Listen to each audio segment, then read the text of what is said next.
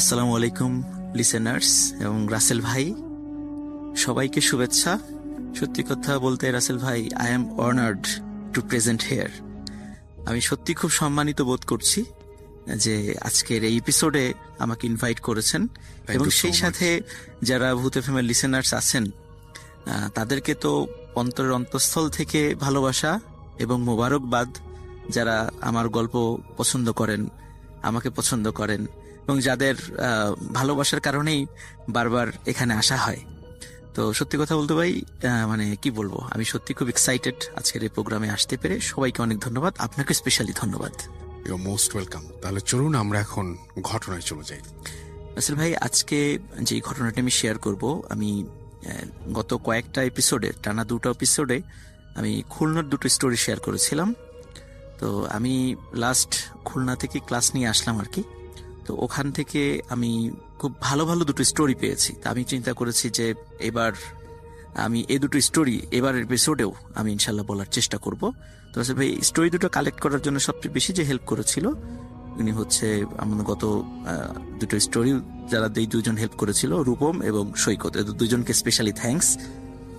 আসলে ভাই, ফার্স্ট স্টোরিতে চলে যাই। সঙ্গত কারণে আমি যার সাথে ঘটনাটি ঘটেছিল তার নাম এবং স্থানটা আমি বলতে পারছি না, এই জন্য আমি আন্তরিকভাবে ক্ষমা প্রার্থী। কারণ এই নাম না প্রকাশ করার শর্তে এবং স্থানের নাম না প্রকাশ করার শর্তেই আমি এই স্টোরিটা মানে বলার অনুমতি পেয়েছি। আচ্ছা, তো ঘটনাটি ছিল রাসেল ভাই 2015 সালে।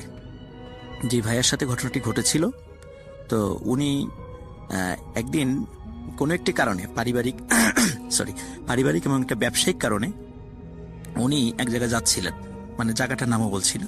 উনি যাচ্ছিলেন, কিন্তু হঠাৎ করে রাস্তায় মানে মোড় ঘোরার সময় উনি একটি মিনি বাস এবং একটি অটোরিকশা টাইপের একটি গাড়ির সঙ্গে মানে একটু মানে চাপার মধ্যে পড়ে যান এবং বেশ খুব মানে আহত হন উনি। ওনার মাথায় আঘাত লাগে, শরীরের বিভিন্ন মানে অংশে আঘাত লাগে এবং আঘাত লাগার পর স্থানীয় যারা ওনাকে গুরুতর আহত অবস্থায় উদ্ধার করে, তারা দ্রুত একটি রিনাউন্ড একটা হসপিটালে তাকে মানে হসপিটালাইজড করেন এবং তাকে জরুরি বিভাগে নিয়ে যান। তো জরুরি বিভাগে যিনি ডাক্তার ছিলেন, তো উনি ওনাকে পরীক্ষা নিরীক্ষা করে তাকে মৃত ঘোষণা করেন। যেহেতু একটা জায়গা থেকে ওনাকে উদ্ধার হয়েছে, ওনার সাথে অন্য কেউ ছিল না এবং ওনাকে আইডেন্টিফাই করার মতো ওই ধরনের কোনো কাগজপত্র ওনার সাথে ছিল না। এই কারণে চিন্তা করা হলো যে ওনার পরিবারকে তো খবরটা জানাতে হবে। তো যেহেতু লোকালি জিনিসটা ঘটেছে, ওনার পরিবার হয়তোবা এখানে আশেপাশে কোনো একটা এলাকায় থাকেন আর কি, উনি হয়তোবা বাইরের কেউ নন। এরকম চিন্তা করা হলো, আচ্ছা ঠিক আছে, একে বেওয়ারিশ হিসাবে ঘোষণা করার দরকার নেই, আমরা একটু খোঁজ লাগাই যে এর পরিবারটা কোথায় থাকে।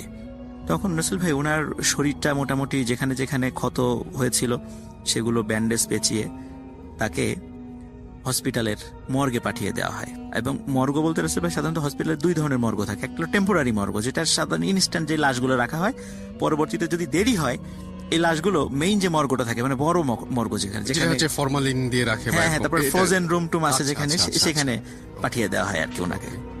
তো যেহেতু জানি না, আমি জাস্ট আন্দাজ করে বললাম, না এরকমই হয় রাসেল। আচ্ছা, ওকে। তো ওখানে নিয়ে যাওয়া হয় ওনাকে। এখন যেহেতু উনি মানে ঘন্টাখানেক আগে মারা গিয়েছেন, তো চিন্তা করা হলো যে দেখি যদি কালকে সকালের মধ্যে যদি লাশের খবর না আসে, তখন আমরা তাকে ফ্রোজেন যেটা মানে বক্স আছে ওই বক্সের মধ্যে ডেড বডিটা ঢুকিয়ে দেবো। আপাতত বাইরে যেটা অন্যান্য লাশ যেখানে রাখা আছে হিমঘরে, সেখানেই থাক। তারা ওই চিন্তা করে স্ট্রেচারের উপরে অনেক লাশের সাথে ওনার লাশটাও তারা রেখে দরজা বাইরে থেকে দরজা লক করে সবাই চলে যায়। আসলে ভাই অদ্ভুত ব্যাপার, গভীর রাত আনুমানিক কয়টা উনি অথবা আন্দাজ করেছেন রাত 1-2 হতে পারে। তো হঠাৎ ওনার আল্লাহর অশেষ রহমতে ওনার পালস ফিরে আসে। এটা খুবই অদ্ভুত। ওনার পালস ফিরে আসে এবং উনি আসলে প্রথমে মানে বুঝতেই পারেন না আসলে উনি কোথায় আছেন। উনি চিন্তা করছিলেন যে উনি চোখে কিছুই দেখছেন না, হয়তোবা উনি ওনার দৃষ্টিশক্তি হারিয়েছেন অ্যাক্সিডেন্টে, এরকমটা মনে করছিলেন প্রথমে। তো উনি মানে তারপরেও মানে একটু মানে লক্ষ্য করলেন যে দেয়ালের কোনো একটা অংশ বা কোনো একটা ফাঁকা অংশ দিয়ে বাইরের থেকে একটু আলো আসছে।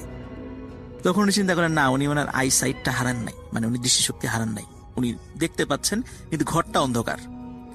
এখন রাসেল ভাই ওখানে ওই ঘরে কিন্তু মাইনাসের নিচে তাপমাত্রা, কারণ ডেড বডি গুলো যাতে পচে না, যেন মাইনাসের নিচে তাপমাত্রা থাকে। তো দেখা যাচ্ছে যে ওনার প্রচন্ড শীত করছে। এখন উনি চিন্তা করছে প্রচন্ড শীত করছে, এখন কি করি। উনি হাত দিয়ে দেখলেন ওনার শরীরে ব্যান্ডেজ পেঁচানো, ওনার দেহের উপরে একটি কাপড় রাখা, কিন্তু সেই কাপড়টাও তো খুব পাতলা কাপড়, যারা হসপিটালে গিয়েছেন দেখেছেন বেশ পাতলা কাপড় ওটা থাকে শরীরের উপরে।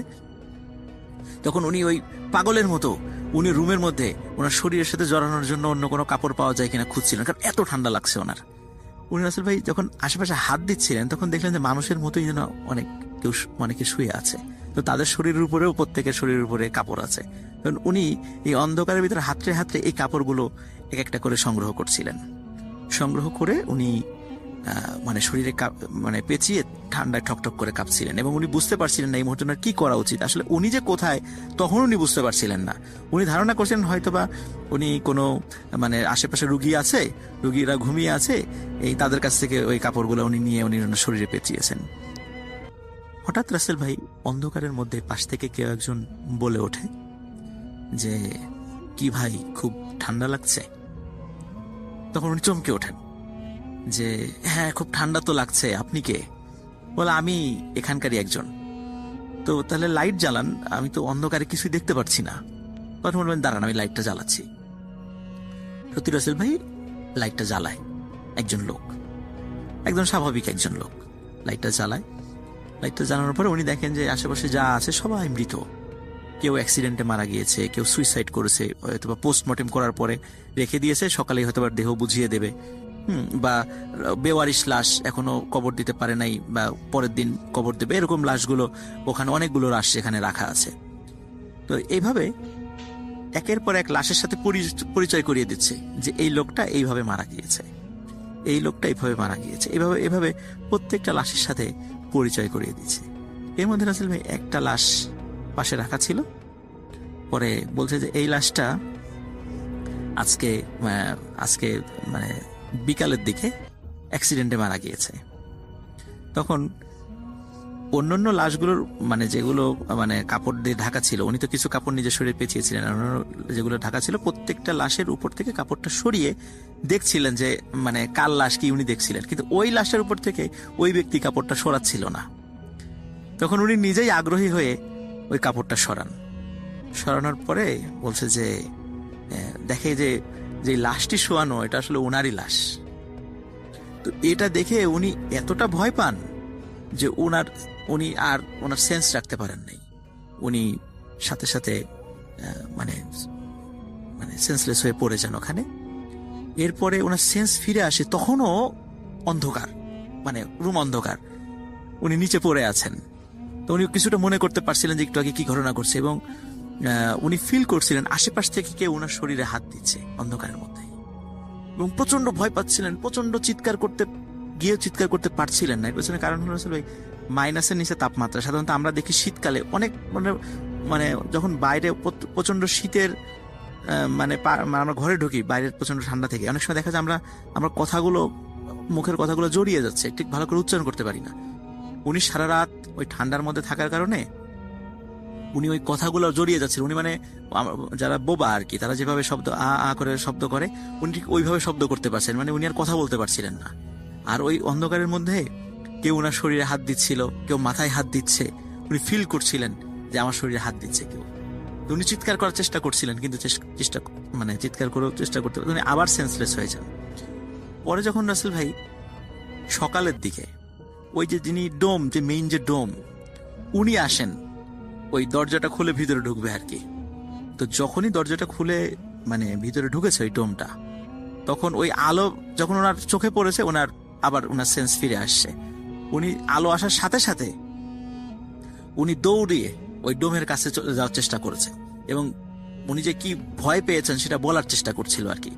কিন্তু রাসেল ভাই সমস্যা হলো ওই ডোমটা হঠাৎ করে এই দৃশ্য দেখে, কারণ ওই ডোমের বয়সও ছিল প্রায় 60 বছরের, ভয় পেয়ে গেছেন উনি তো এরকম দৃশ্য কখনো দেখেন নাই যে দরজা খুলে এরকম লাশ, এই যে মানে সাদা পরা এরকম ব্যান্ডেজ পরা কোনো লাশ ওনার দিকে চলে আসতেছে এবং চিৎকার করতে করতে। এই দৃশ্য দেখে উনিও মারাত্মক ভয় পান। উনি কোনো মতে দরজাটা লাগিয়ে আবার দৌড় দিয়ে হসপিটালে মানে ডাক্তারের কাছে চলে যান যে আমি এই দৃশ্য দেখেছি। ডাক্তাররা বলে, তুমি মনে হয় মানে আজকে মনে হয় দিনের বেলা একটু বেশি খেয়ে ফেলছো, কারণ আমরা তো জানি ডোমরা সাধারণত লাশ কাটার সময় একটু ড্রাঙ্ক হয়ে নেন আর কি, এটা আমরা সবাই জানি। তো ওরা সবাই ভৎসনা করে ডাক্তাররা যে দিনের বেলায় এগুলো খাওয়া বাদ দাও। তখন বলে, না আমি সত্যি কথা কিছুই খাই নাই, আমি সত্যি এই জিনিসটা দেখেছি। তখন ডাক্তাররা যখন অনুনয় বিনয় করে, ডাক্তার বলে আচ্ছা ঠিক আছে চলো আমরাও দেখবো। তখন ডাক্তার 1-2 জন ডাক্তার যায়, সত্যি দরজা খোলার পরে যখন আবার দরজা খুলেছে, তখন ওই ভাই আবার ওনাদের দিকে চলে আসছে যে আমাকে বাঁচান, এটা বলার চেষ্টা করছে কিন্তু বলতে পারছে না। ওনার তো মানে ওই ঠান্ডার কারণে উনি কথা বলতে পারছিলেন না। আচ্ছা, ডাক্তাররা এটা দেখে মারাত্মক ভয় পান। ভয় পাওয়ার পর তখন আবার ওনারা আবার দরজা লক করে চলে যায়। ওনারা আবার অন্যদেরকে বলে যে এই ঘটনা। তখন অনেক লোকের উপস্থিতি সেখানে আসে, সবার উপস্থিতিতে দরজা খোলা হয়। দরজা খুলে দেখা যায় না, আসলে সত্যি উনি জীবিত, উনি জীবিত আছেন। আচ্ছা, পরে ওনাকে ওখান থেকে উদ্ধার করা হয়।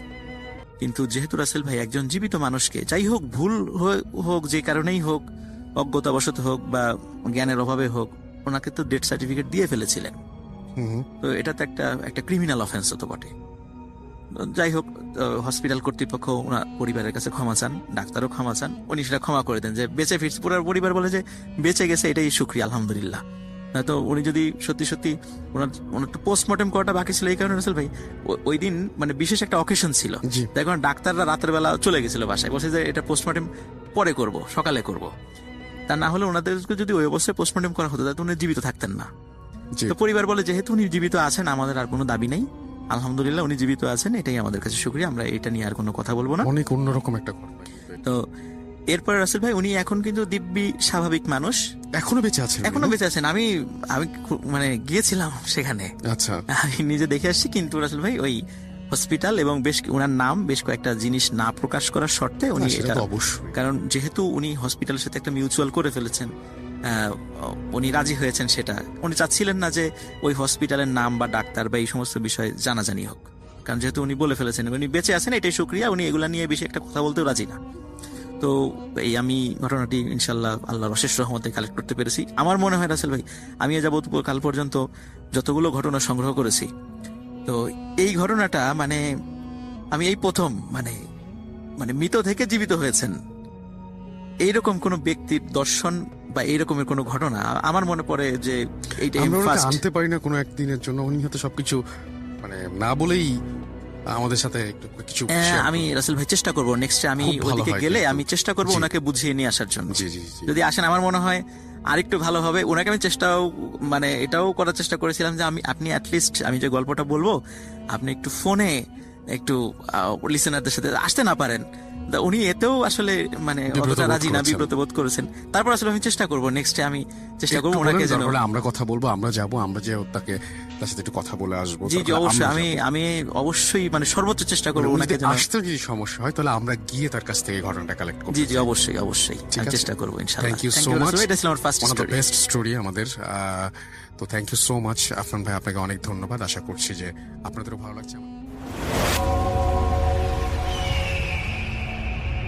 প্রিয় লিসেনার্স, এই এপিসোডে আপনারা শুনবেন গ্রামের ভয়ঙ্কর ঘটনাগুলো। এছাড়াও আরো অনেক ঘটনা শুনতে পাবেন। শুধুমাত্র বাছাইকৃত ভয়ঙ্কর ঘটনাগুলো দিয়ে সাজানো হয়েছে আজকের এপিসোড। আপনারা যারা বাছাই করা ঘটনাগুলো শুনতে চান তারা অবশ্যই এই চ্যানেলটি সাবস্ক্রাইব করে পাশে থাকুন। আর ইতিমধ্যে যারা সাবস্ক্রাইব করেছেন তাদেরকে জানাই অসংখ্য ধন্যবাদ। এই চ্যানেলে অসংখ্য ঘটনা পাবলিশ করা আছে, আপনারা চাইলে সেই ঘটনাগুলো শুনে আসতে পারেন। আমরা প্রতিদিন রাত 10টায় এই চ্যানেলে নতুন নতুন ঘটনা পাবলিশ করি। তো চলুন আজকের ভিডিওতে যে ঘটনাগুলো শেয়ার করেছি প্রথম থেকে শেষ পর্যন্ত শুনে আসি।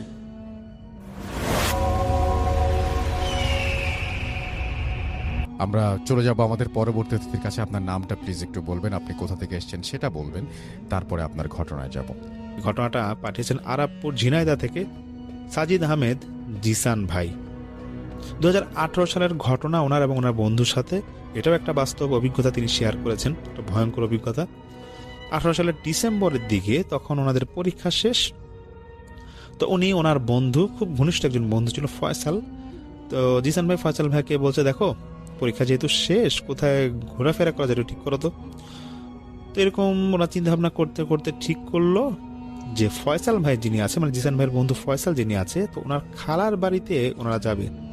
আর এই খালার বাড়িটা বেশ একটা হন্টেড প্লেস ছিল। জিসান ভাই বলে যে ছোট থাকতে নাকি তিনি একবার সেখানে ভয় পেয়েছিলেন।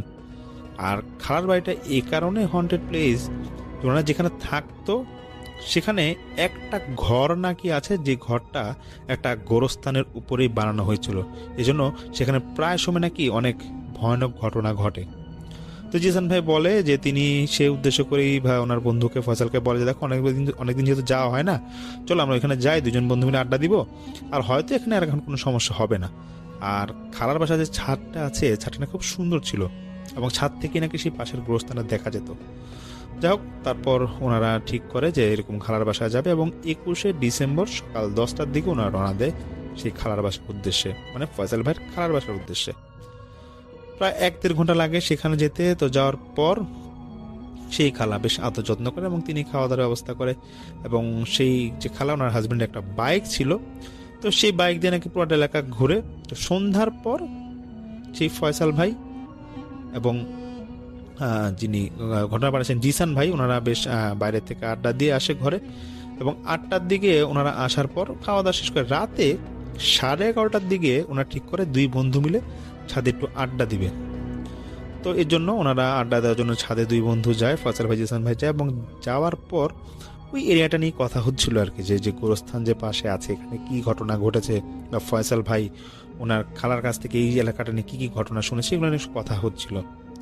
আর গোরস্থানের পাশে আসলে একটা গাছ আছে বিশাল বড়, সেই গাছটা যদিও বাইরের এরিয়াতে ছিল কিন্তু গাছের যত ডালপালা আছে বেশ বড় গাছ, এটা গোরস্থান এখানে এসে পড়তো।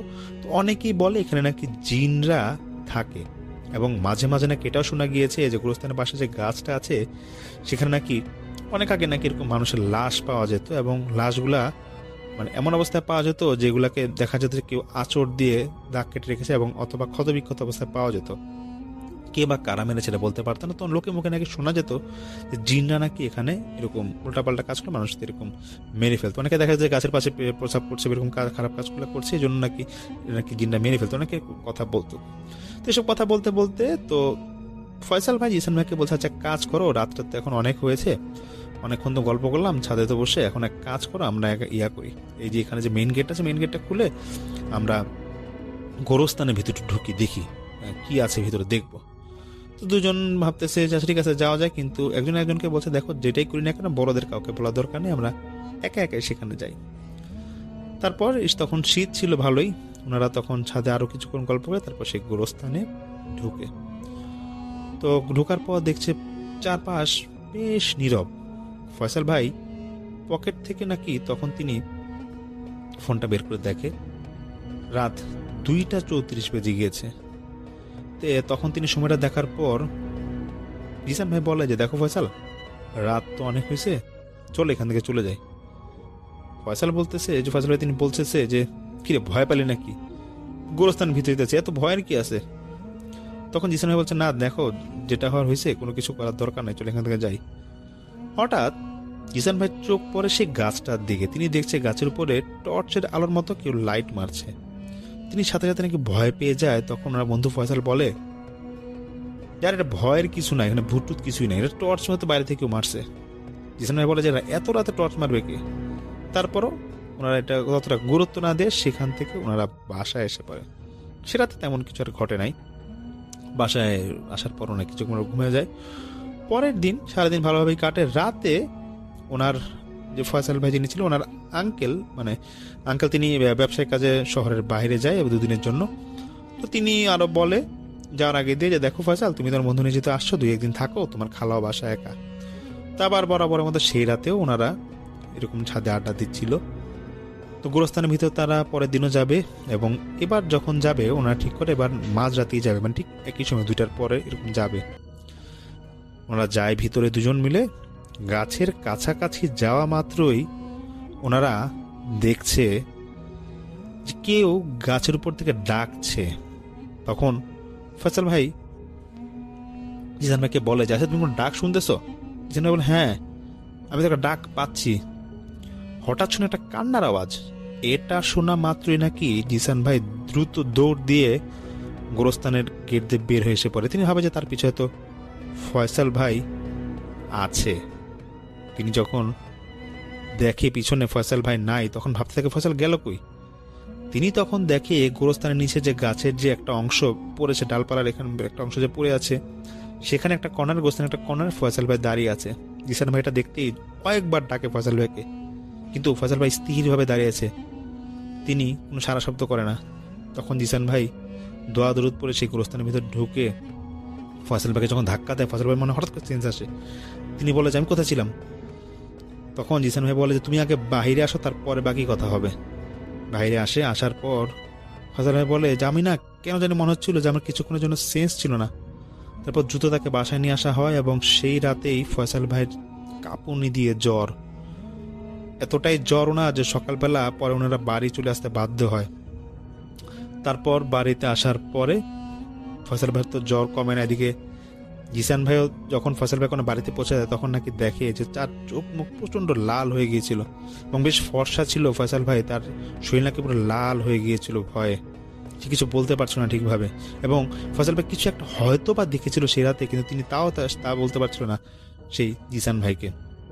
এবং তিনি নাকি জিসান ভাই যেটা বলে যে ওনার যখন খালার বাসার শেষ রাতে যখন এই যে গুলশান থেকে আসার পর শোয়ে, তখন নাকি সে রাতে ফয়সাল ভাইকে রাতে ঘুমানো যায় আবল তাবল অনেক কিছু বলতে শুনেছিল। যাই হোক, ফয়সাল ভাইকে তারপর তার বাসায় পৌঁছে দেওয়া হয়, ডাক্তার দেখানো হয়। ডাক্তার দেখানোর পর ওষুধ দিয়ে দেওয়ার পরও ফয়সাল ভাই সুস্থ হয় না। এদিকে জিসান ভাই নাকি ফয়সাল ভাইকে দু একদিন ফোনেও পায় না, ফোনে যোগাযোগ করার চেষ্টা করে পায় না, এবং নেটেও নাকি তিনি এরকম পাচ্ছেন না, ফেসবুকেও ঘাটাঘাটি করে, তখন ফয়সাল ভাইকে পায় না অনলাইনে। তো তিনি যখন এই সমস্যাগুলো দেখছিল, উনি ঠিক করে যে আচ্ছা ঠিক আছে, দেখি আমি একদিন পর ফয়সাল ভাইয়া যাব। তো সেদিনই রাত্রে 11টা-12টার দিকে হবে, জিসান ভাইয়ের আম্মা জোরে জোরে দরজা ধাক্কাচ্ছিল রুমের, ধাক্কিয়ে বলছে যে এই ফয়সালের শরীর তো ভালো না, ওর আম্মু ফোন দিল, তুই তাড়াতাড়ি একটু যা তো। এই কথা শোনা মাত্রই ফয়সাল ভাইয়ের বাসা 10-15 মিনিটের দূরত্ব হবে গাড়ি দিয়ে গেলে, ওনাকে কোনো একটা ভাবে তাড়াতাড়ি রাতেরবেলা যায়। যাওয়ার পর গিয়ে দেখে ফয়সাল ভাইয়ের রুমে, উনি ওনার রুমে একটা কর্নারে বসে আছে এবং গোংরাচ্ছে তিনি। ফয়সাল ভাইয়ের বাবা মা দেখে বলছে, জিসান বাবা দেখো কি হলো আমার ছেলে, কিছুই বুঝলাম না, তোমরা সেখান থেকে সেদিন আসলা, তারপর থেকে সমস্যাটা হলো। তারপর জিসান ভাই ফয়সাল ভাইকে যখন কাছে গিয়ে বলবে কি রে তোর কি হয়েছে, সমস্যা কি, এই কথা বলা মাত্রই ফয়সাল ভাই নাকি জিসান ভাইয়ের কলার চেপে, শার্টের কলার চেপে নাকি বলতেছে যে হারামজাদা তুই আসলি, তুই আমরা শেষ করে দিছিলি। এই কথা শোনার পর জিসান ভাই থেকে অনেক কষ্টে, মানে জিসান ভাই গলা এক পর্যায়ে চাপ দিয়ে ধরেই বসবে ফয়সাল ভাই। তখন নাকি ফয়সাল ভাইয়ের বাবা তিনি দ্রুত ছুটান সেখান থেকে, এবং ছুটানোর পরে রুমে দরজা আটকে তারপরে বাইরে বেশ কান্নাকাটি করে এবং বলছে যে বাবা বুঝলাম না, আমার ছেলে এরকম আসার পর জ্বর তো কমেই না, কিন্তু এই সমস্যাগুলো হচ্ছে, আর ও তোমাকে কেন জ্বর এরকম গলা চেপে ধরলো, এতদিন তো আমরা বাসায় ছিলাম, কাউকে কিছু বললো না। তখন জিসান ভাই বলে যে আঙ্কেল তুমি বলতে পারবো না, আচ্ছা কি করা যায় বলেন। তখন ফয়সাল ভাইয়ের বাবা বলে আচ্ছা এক কাজ করো, আমরা এরকম একটা হুজুর দেখাই, দেখি হুজুর দেখে কোনো সমস্যার সমাধান করা যায় কিনা। তখন জিসান ভাই এবং ফয়সাল ভাই বাবা পরের দিন ওনারা এরকম একটা হুজুর নিয়ে আসে, এবং হুজুর আনার পর, হুজুর আসার পর দেখছে যে কি সমস্যা, এটা সমাধান তো একটা করতে হয়। তো হুজুর যেটা বলে যে দেখুন, যে কাজটা করতে হবে যে ওকে এখানে হয়তো খারাপ কিছু আসর করলেও করতে পারে। তো হুজুর বলে যে আপনাদের বাসার ছাদ যেটা আছে, ছাদে যাব এবং ছাদে রাত 12টার দিকে একটা আসর বসাবো, এবং সেই আসরে দেখতে হবে আসলে কি সমস্যাটা হয়েছে। তারপর সে হুজুর গোলাপ জল, আগরবাতি আর যা যা যা যাবতীয় যা লাগে এবং কাফনের কাপড় এগুলো নিয়ে আসতে বলে সেই ফয়সালের বাসার ছাদে। নাকি রিচুয়াল বা কিছু একটা আসর ডেকে তিনি কিছু একটা করবে সেখানে, এবং তার কিছু রিচুয়াল সেখানে করতে হবে। তারপর তিনি সেখানে এরকম বৃত্তাকার একটা গোল এরকম একটা দাগ টানে হুজুর, এবং দাগের ভিতরে সেই জিসান ভাইকে থাকতে বলে, এবং হুজুর বলে যে দেখুন আপনি হয়তোবা এখানে কিছু একটা জানেন, যদি সম্ভব হয় খুলে বলেন কি হয়েছে। তখন জিসান ভাই সম্পূর্ণ ঘটনা বলে যে আমরা এরকম না বলে গোরস্থান গিয়েছিলাম, এই সমস্যাটা হয়েছে। তখন হুজুর বুঝে যে হয়তো গোরস্থানদের আশেপাশে যে গাছপালা আছে সেখান থেকে হয়তোবা কোনো জিন ওনাকে আসর করতে পারে। তারপর হুজুর ঠিকই যখন সেই ফয়সাল ভাইকে ডাকে এবং জিসান ভাই এবং ফয়সাল বাবা মা সবাই থাকার পর যখন হুজুর তিনি যখন এরকম জিন হাজির করে, জিন হাজির করার পর ঠিক সেই জিন এই কথাটাই বলে, ওরা এরকম রাতে গিয়েছিল, আমার সমস্যা হয়েছে এবং এর জন্য এই কারণে আমি এই ছেলেটাকে আসর করেছি। এবং জিসান ভাই বলে যে উনি নিজের চোখের সামনে দেখলো যে ওনার বন্ধু তখন কতটা ভয়ঙ্কর অবস্থা ছিল, এবং নাকি এমন একটা অবস্থা জিসান ভাই নাকি বুঝে, মানে উনি তখন ভয় পেয়ে গিয়েছিল যে ওনার বন্ধু তখন বাঁচে কি মরে, একটা ভয় ওনাকে মাঝে তখন কাজ করছিল। কারণ যখন জিন হাজির করা হচ্ছিল তখন নাকি ফয়সালের অবস্থা অনেক খারাপ হয়ে গিয়েছিল। তারপর সেই জিনকে কোনো রকম বোতলবন্দি করা হয় এবং বোতলবন্দি করার পর একটা নির্দিষ্ট স্থানে গিয়ে মাটিতে পুঁতে রাখা হয়। তারপর আর নাকি ফয়সাল ভাই সম্পূর্ণ সুস্থ হয় না, অনেকদিন পর গিয়ে প্রায় 2 মাস লেগেছিল সুস্থ হতে। এবং সেই হুজুর এটাও বলে দিয়েছিল যে টানা 2 মাস এরকম নাকি ফয়সাল ভাই সন্ধ্যার পর যাতে বাসা থেকে বেরে না হয়, এবং জিসান ভাইকেও সাবধানে থাকতে বলা হয়েছিল। এবং জিসান ভাইকেও বলা হয়েছিল, দেখুন আপনি হয়তো কোনোভাবে এটার সাথে রিলেটেড আছেন, এর জন্য আপনার সমস্যা বা ক্ষতি হতে পারে। এবং জিসান ভাই বলে এটা যে উনিও নাকি বাসা থেকে 2 মাস টানা সন্ধ্যার পর বের হননি। তো শুরুতে আজকে 2টি বাস্তব ভয়ঙ্কর অভিজ্ঞতা শেয়ার করলাম, যেটা জিসান ভাই এটা পাঠিয়েছেন এবং তার আগে তো পাঠিয়েছেন নয়ন ভাই। অসংখ্য ধন্যবাদ তাদেরকে আজকে এই 2টি ঘটনা শেয়ার করবার জন্য। আমরা চলে যাব আমাদের পরবর্তী অতিথির কাছে। আপনার নামটা প্লিজ একটু বলবেন, আপনি কোথা থেকে এসেছেন সেটা বলবেন, তারপরে আপনার ঘটনায় যাব। তবে এবারে যে ঘটনাটি উপস্থাপন করব, শুরুর দিকে মনে হতে পারে যে এই ধরনের ঘটনা শুনেছি, বাট শেষ দিকে এসে আপনাদের চিরচেনা যে এন্ডিংটা বা শেষটা, এটা একটু ভিন্ন রকম হবে। চলুন শুরু করি ঘটনাটি। তো ঘটনাটি ঘটেছিল 1994 কি 95 সালের দিকে। এই রাজু হোসেন ভাইয়ের মেঝো আপুর শ্বশুর বাড়ির পাশের বাড়ির একজন লোকের সাথে। ওই লোকটির নাম উনি সংগ্রহ করতে পারেন নাই, এটা জানিয়েছেন আর কি। আর গ্রামের নামটি উনি বলেছেন, সঙ্গত কারণে গ্রামের নামটি প্রচারযোগ্য নয় বলে জানিয়েছেন।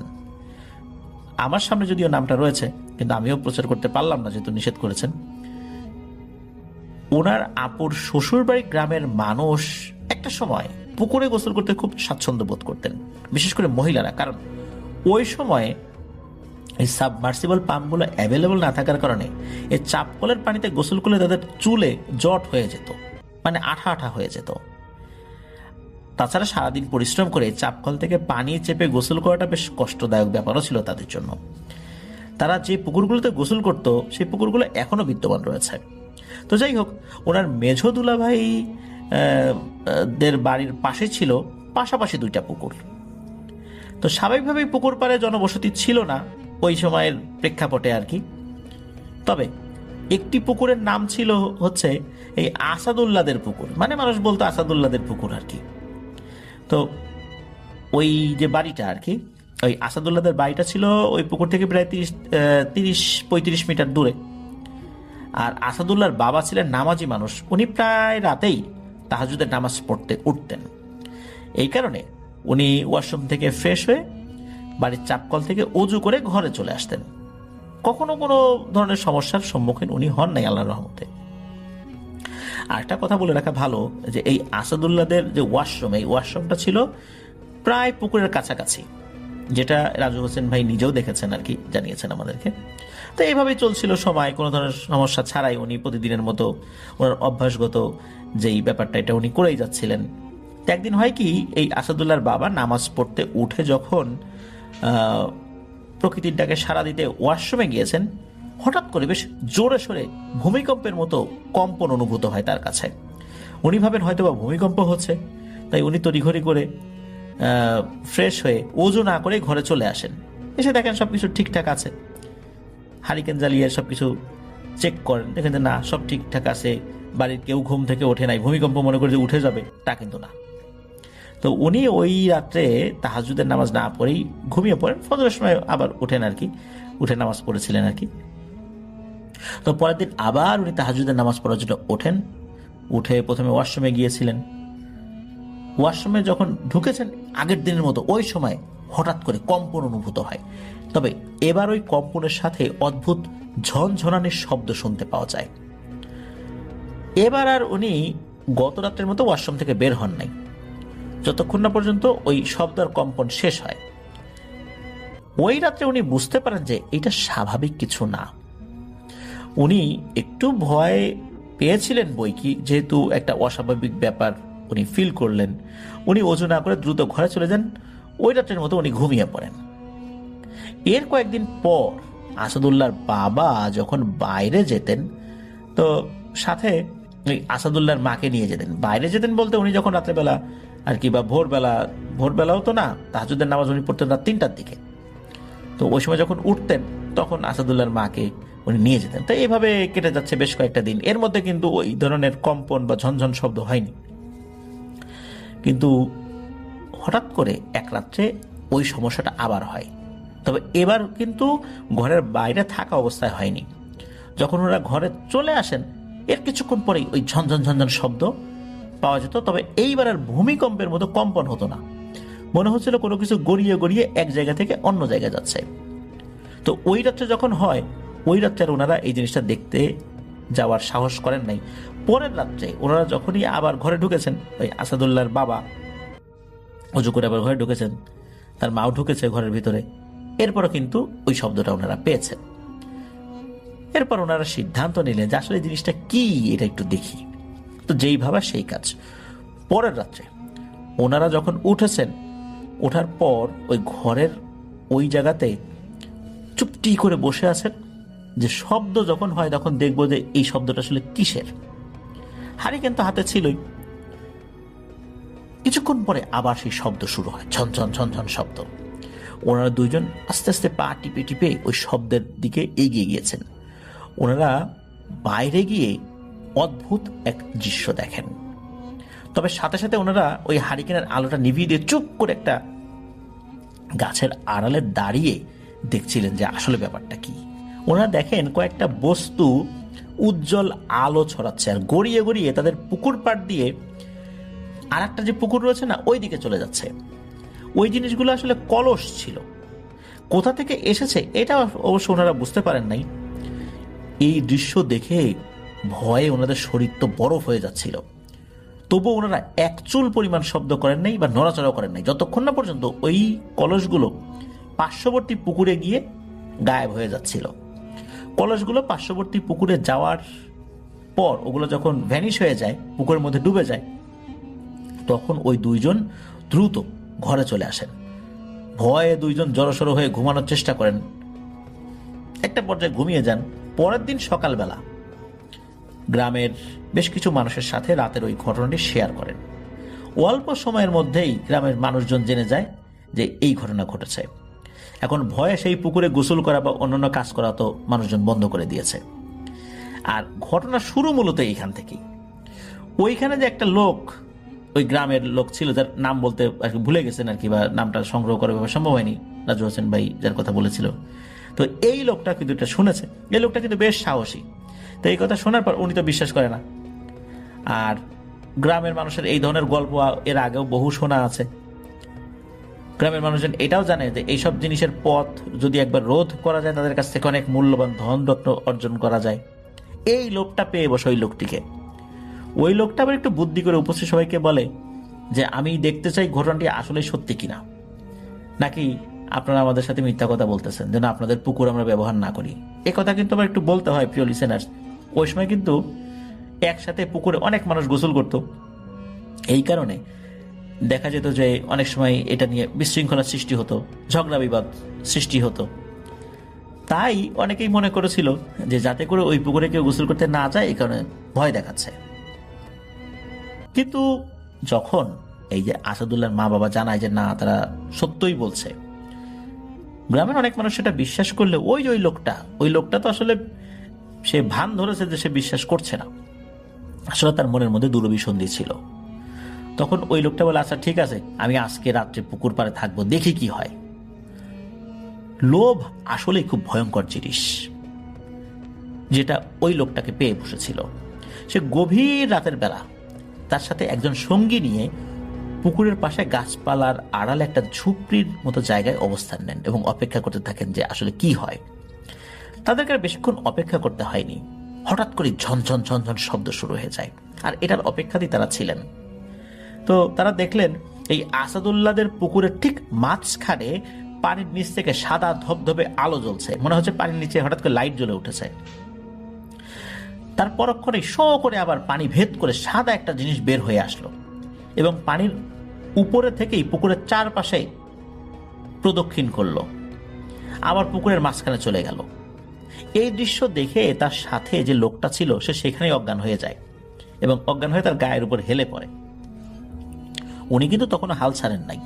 উনি কিন্তু ওনার মতো করে চুপচাপ সবকিছু দেখতে থাকে। ওই সাদা বস্তুটা যখন পুকুরের মাঝখানে অবস্থান করছিল, ঠিক তখনই ওই রকম দেখতে আরো প্রায় 6টা বস্তু পানির উপরে উঠে আসে এবং আস্তে আস্তে এইটা আসাদুল্লাহদের বাড়ির পাশ দিয়ে পাড়ে উঠে আসে। পারে উঠেই খুব দ্রুত বেগে প্রচন্ড কম্পন সৃষ্টি করে ঝনঝন শব্দে চলতে থাকে। বস্তুগুলো যখন তার কাছ দিয়ে অতিক্রম করে পার্শ্ববর্তী পুকুরে যাচ্ছিল, তখন সে স্পষ্ট দেখতে পায় ওই বস্তুগুলো সোনার কলস আর কলস ভর্তি ধনরত্ন। ওই কলসগুলো যখন পাশের পুকুরে চলে যায় এবং কোনো আর আলো দেখা যায় না, তখন সে তার সঙ্গীকে কাঁধে করে বাড়িতে চলে আসে এবং পরের দিন সে একা যাওয়ার সিদ্ধান্ত নেয়। তবে লোকজন যখন তাকে জিজ্ঞেস করে যে সে রাত্রে কিছু দেখেছে কিনা, সে বলে না, আমি কিছু দেখি নাই, আবার যাবো আজকে রাত্রে, এটা বলেছিল আর কি। তো সেই ভাবনা চিন্তা থেকেই পরের রাত্রে নির্ধারিত স্থানে গিয়ে সে অপেক্ষা করতে থাকে। এবার কিন্তু সে একা একা গিয়েছে, সে অপেক্ষা করছে। ঠিক গত রাতের মতো আবার সেই কলসগুলো পুকুর থেকে ওঠে। যখন তার পাশ দিয়ে ওগুলো গত রাতের মতো অতিক্রম করছিল, ঠিক সে সময় সর্বশেষ যে কলসটি, এইটাকে সে খপ করে সজোরে ধরে ফেলেছে। ওই কলসটি নাকি ছুটে যাওয়ার জন্য খুব চেষ্টা করতে থাকে, কিন্তু লোকটা তার সমস্ত শক্তি দিয়ে কলসটাকে আটকে রাখতে সক্ষম হন। কিন্তু আশ্চর্যের বিষয় হলো, কলসটিকে আটকানোর সময় এটার ভেতরে কোনো ধনরত্ন উনি দেখতে পেলেন না। আর বাকি 6টা কলস খুব দ্রুত চলে যায়, গিয়ে পার্শ্ববর্তী পুকুরের ভেতরে অদৃশ্য হয়ে যায়, মানে পুকুরের পানির নিচে চলে যায়। তো উনি যে কলসটা আটকিয়েছেন, হঠাৎ করে সেই কলসের ভেতর থেকে একটা পুরুষ কণ্ঠ ভেসে আসে আর জিজ্ঞেস করে, এই তুই কি চাস? তুই কেন আমার পথ অবরোধ করেছিস? যেতে দে আমাকে, তা না হলে কিন্তু তোর খুব খারাপ হয়ে যাবে।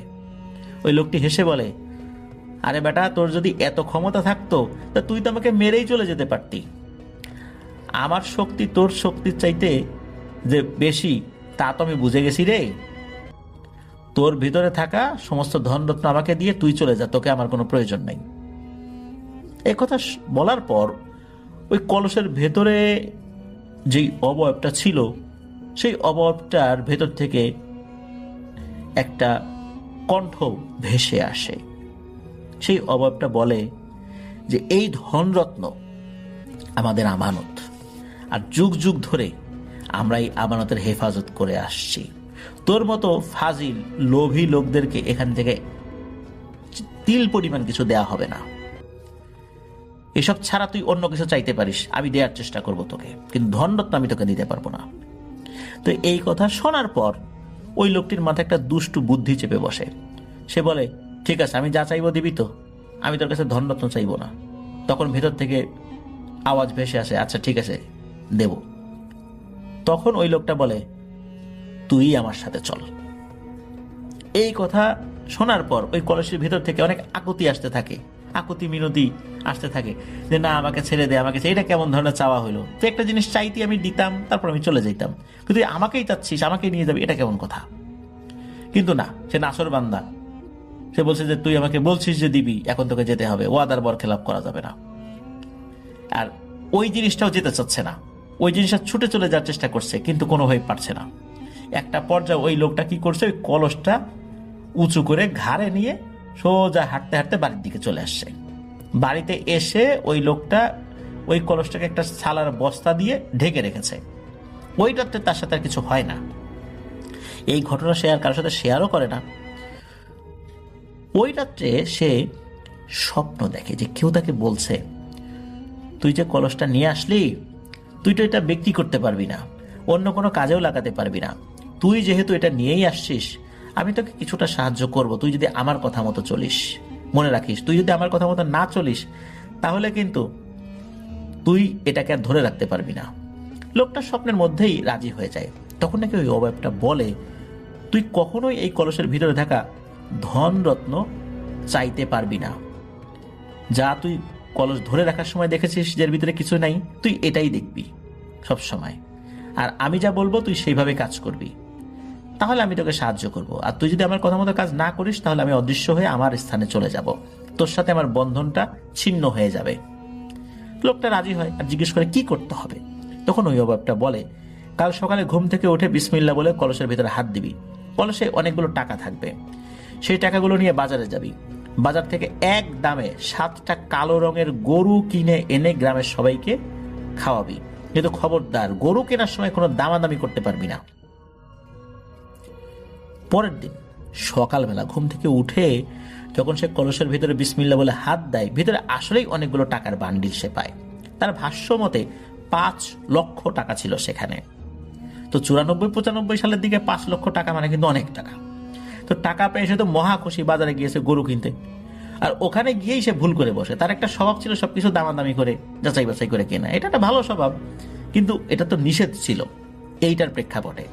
সে ওখানে গিয়ে গরুর দামাদামি করেছে। এখন গরুর বাজারে যেটা হয় আর কি, বা খাসির বাজারে দাম তো একটু বেশি চায়।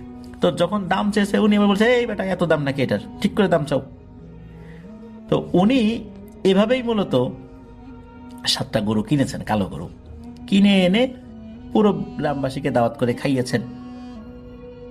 উনি কি করেছেন আসলে সরাসরি দামাদামি ওইভাবে করেন নাই। কেউ বলেছে এটার দাম 20,000 টাকা, তো উনি বলছে ঠিক করে দাম চাও। বলছে যে ঠিক আছে যান 15,000 টাকা দেন, আচ্ছা দাও।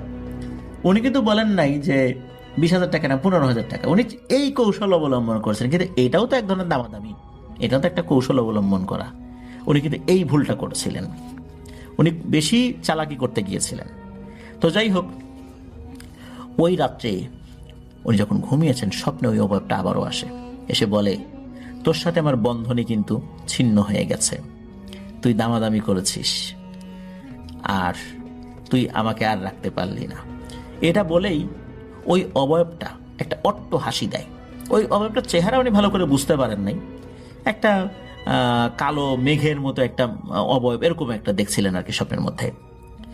তো উনি যখন ঘুম থেকে উঠেছেন, উঠে তড়িঘড়ি করে কলস যেখানে রাখা ছিল সেখানে যান, গিয়ে দেখতে পান যে ওই কলসটা উধাও হয়ে গেছে। লোকটি ওই কলসের লোভে আবারও বেশ কয়েক রাতে ওই পুকুর পাড়ে অবস্থান করেন, কিন্তু এই ঘটনার পর থেকে আজ অবধি কেউ ওই কলসের দেখা পায়নি। প্রিয় লিসেনার্স, এখানে ঘটনাটির বিশেষত্ব কি, সেটা হচ্ছে যে এই যে একটা কাজ উনি ঘটনা, এই ধরনের ঘটনার ক্ষেত্রে আমরা কি দেখি, যে যিনি এই ধরনের ঘটনা ঘটিয়েছে, কেউ লাঠি দিয়ে আঘাত করেছে কলসে বা এই ধরনের কিছু করেছে, তার বংশ নির্বংশ হয়ে গেছে, অনেক বড় ক্ষতি হয়েছে। কিন্তু অদ্ভুত ব্যাপার হলো, এই লোকটা যে এত কিছু করলো, এই লোকটার কিছুই হয় নাই, একদম স্বাভাবিকভাবে উনি জীবনযাপন করেছেন, কোনো ধরনের কোনো সমস্যা হয়নি। এটি ছিল ঘটনা। আর এটাই এই ঘটনার একটা মৌলিক জায়গা, একটা বিশেষ একটা জায়গা, এটার একটা বিশেষত্ব, যে এত কিছু করার পরও ওই লোকটার কিচ্ছুই হয় নাই। আসলে এই ধরনের ঘটনাগুলোর ক্ষেত্রে যারা ওই মাইট বা যেটাই আমরা বলি মুনি বলি, যারা এগুলোর ক্ষতি করে তাদেরও ক্ষতি হয়। কিন্তু কেন জানি এই লোকটার কিছু হলো না। হতে পারে যে ওই মুনি বা মাইটগুলোর দায়িত্বে যারা ছিলেন তারা অত্যন্ত ভালো ছিলেন, তারা অনেক বিনয়ী ছিলেন, প্রতিহিংসা পরায়ণ ছিলেন না, এই কারণে হয়নি। অথবা তারা এমন কোনো জটিলতায় আটকে গিয়েছিলেন যার কারণে তাকে ক্ষতি করতে পারেনি, অনেক কিছুই হতে পারে। কিন্তু কেন তার আর কোনো কিছু হলো না, এটা একটা রহস্য। ধন্যবাদ জানাচ্ছি রাজু হোসেন ভাইকে। আরো একবার আপনাদের সবাইকে স্বাগত জানাচ্ছি। আমি রাসেল, আশা করছি ভালো আছেন, ভালোর দলে আছেন। রাত বাড়ছে কিন্তু এখনো পর্যন্ত দেখতে পাচ্ছি আপনারা আছেন, শেষ পর্যন্ত থাকবেন আশা করব। আমি আরো একবার জানিয়ে দিই, আপনার নাম, ঠিকানা এবং ফোন নাম্বার সহ আপনি আপনার জীবনে ঘটে যাওয়া সেরা ঘটনাটি লিখে পাঠিয়ে দিন, আমরা অপেক্ষায় থাকব। চলুন আমরা চলে যাই আমাদের পরবর্তী ঘটনায়। হ্যালো লিসেনার, আসসালামু আলাইকুম, আশা করি সবাই ভালো আছেন। আমি রিপন, লালমনিরহাট থেকে। আজকে যে ঘটনাটা আমি আপনাদের কাছে শেয়ার করব, সেই ঘটনাটা আমাকে পাঠিয়েছেন খুলনা থেকে রতন ভাই। তো রতন ভাই যিনি যেভাবে ঘটনাটা আমাকে লিখেছেন, আমি আপনাদের কাছে সেইভাবে ঘটনাটা বলার চেষ্টা করব। খুলনা শহর থেকে কিছুটা দূরে ভৈরব নদীর তীরে, সেখানে ঘন গাছপালা ঘেরা একটি গ্রামের নাম হচ্ছে শেওলাডাঙ্গা। সময়টা ছিল কার্তিক মাসের শেষ। তিনি এবং তার বন্ধু মাছ ধরার জন্য ভাবলেন যে নদীতে গিয়ে মাছ ধরবেন। তো রতন ভাই এবং তার বন্ধু আজাদ মাছ ধরার বিষয়ে পরিকল্পনা করেন। একদিন রাতে রতন আর আজাদ মিলে ঠিক করলো তারা শেওলাডাঙ্গার দক্ষিণের বিল, যা জিনপুকুর নামে পরিচিত, সেখানে মাছ ধরতে যাবে। বিলটির চারপাশে কেবল ঘন কচুরিপানা আর লম্বা ঘাসে ঢাকা। দিনের বেলাতেই সেখানে সহজে যায় না কেউ, মানে জায়গাটা এতটাই নীরব এবং স্তব্ধতা, সেখানে আসলে মানুষ প্রয়োজন পড়ে না তাদের যাওয়ার। আর রাতের তো কথা বাদেই দিলাম, সেই জিনা পুকুর নিয়ে গ্রামের মানুষের মুখে বহু পুরনো কথা শোনা যায়। পুকুরের গভীরে অতলে নাকি এক জিন বাস করে। তো মাছ ধরার সময় যে জিনিসগুলো, বড়শি বা জাল টাল যেগুলা নিয়ে দুজনে টর্চ লাইটের আলো ফেলে পুকুর পাড়ে পৌঁছায়, তারা পুকুরের মাঝখানে জাল ফেলতে শুরু করে। প্রথম 1 ঘন্টা সবকিছু স্বাভাবিক ছিল, তারা খুবই সুন্দরভাবে মাছ ধরতে পারতেছিল। দুজন বেশ কিছু মাছ ধরলো, ফিস ফিস করে গল্প করতেছিল তারা। হঠাৎ আজাদের কাছ থেকে জালে দড়িটা ফসকে গেল। আরে দড়িটা কই গেল? আজাদ চাপা সরে বলল। রতন টর্চটা ঘুরিয়ে দেখলো দড়িটা আপনা আপনি যেন পুকুরের মাঝের দিকে দ্রুত টেনে নিয়ে যাচ্ছে, অথচ সেখানে কোনো বড় মাছের নড়াচড়া নেই। খুব বড় কিছু একটা হবে, রতন বলল, কিন্তু তার গলার স্বর এক অজানা ভয়। তারা যখন সেই দড়ি ধরে টানার চেষ্টা করছে, তখন পুকুরের জল শান্ত থাকা সত্ত্বেও হঠাৎ মাঝখান থেকে একটা ফেনার বুদবুদ উঠল। বুদবুদটা এমন আকৃতি ছিল যেন জলের নিচে কেউ গভীর দীর্ঘশ্বাস ফেলল। আজাদ ভয়ে ফিসফিস করে বলল, রতন চল ফিরে যাই, এটা মাছ না। কিন্তু রতন ততক্ষণে দড়িটা বেশ শক্ত করে ধরে ফেলেছে। টানতে গিয়ে সে স্পষ্ট অনুভব করে দড়ির অন্য প্রান্তে মাছের মতো কোনো জ্যান্ত প্রাণীর টান নেই, বরং সেটি যেন একটা ভারী এবং পাথরের মতো বস্তুকে সরাচ্ছে।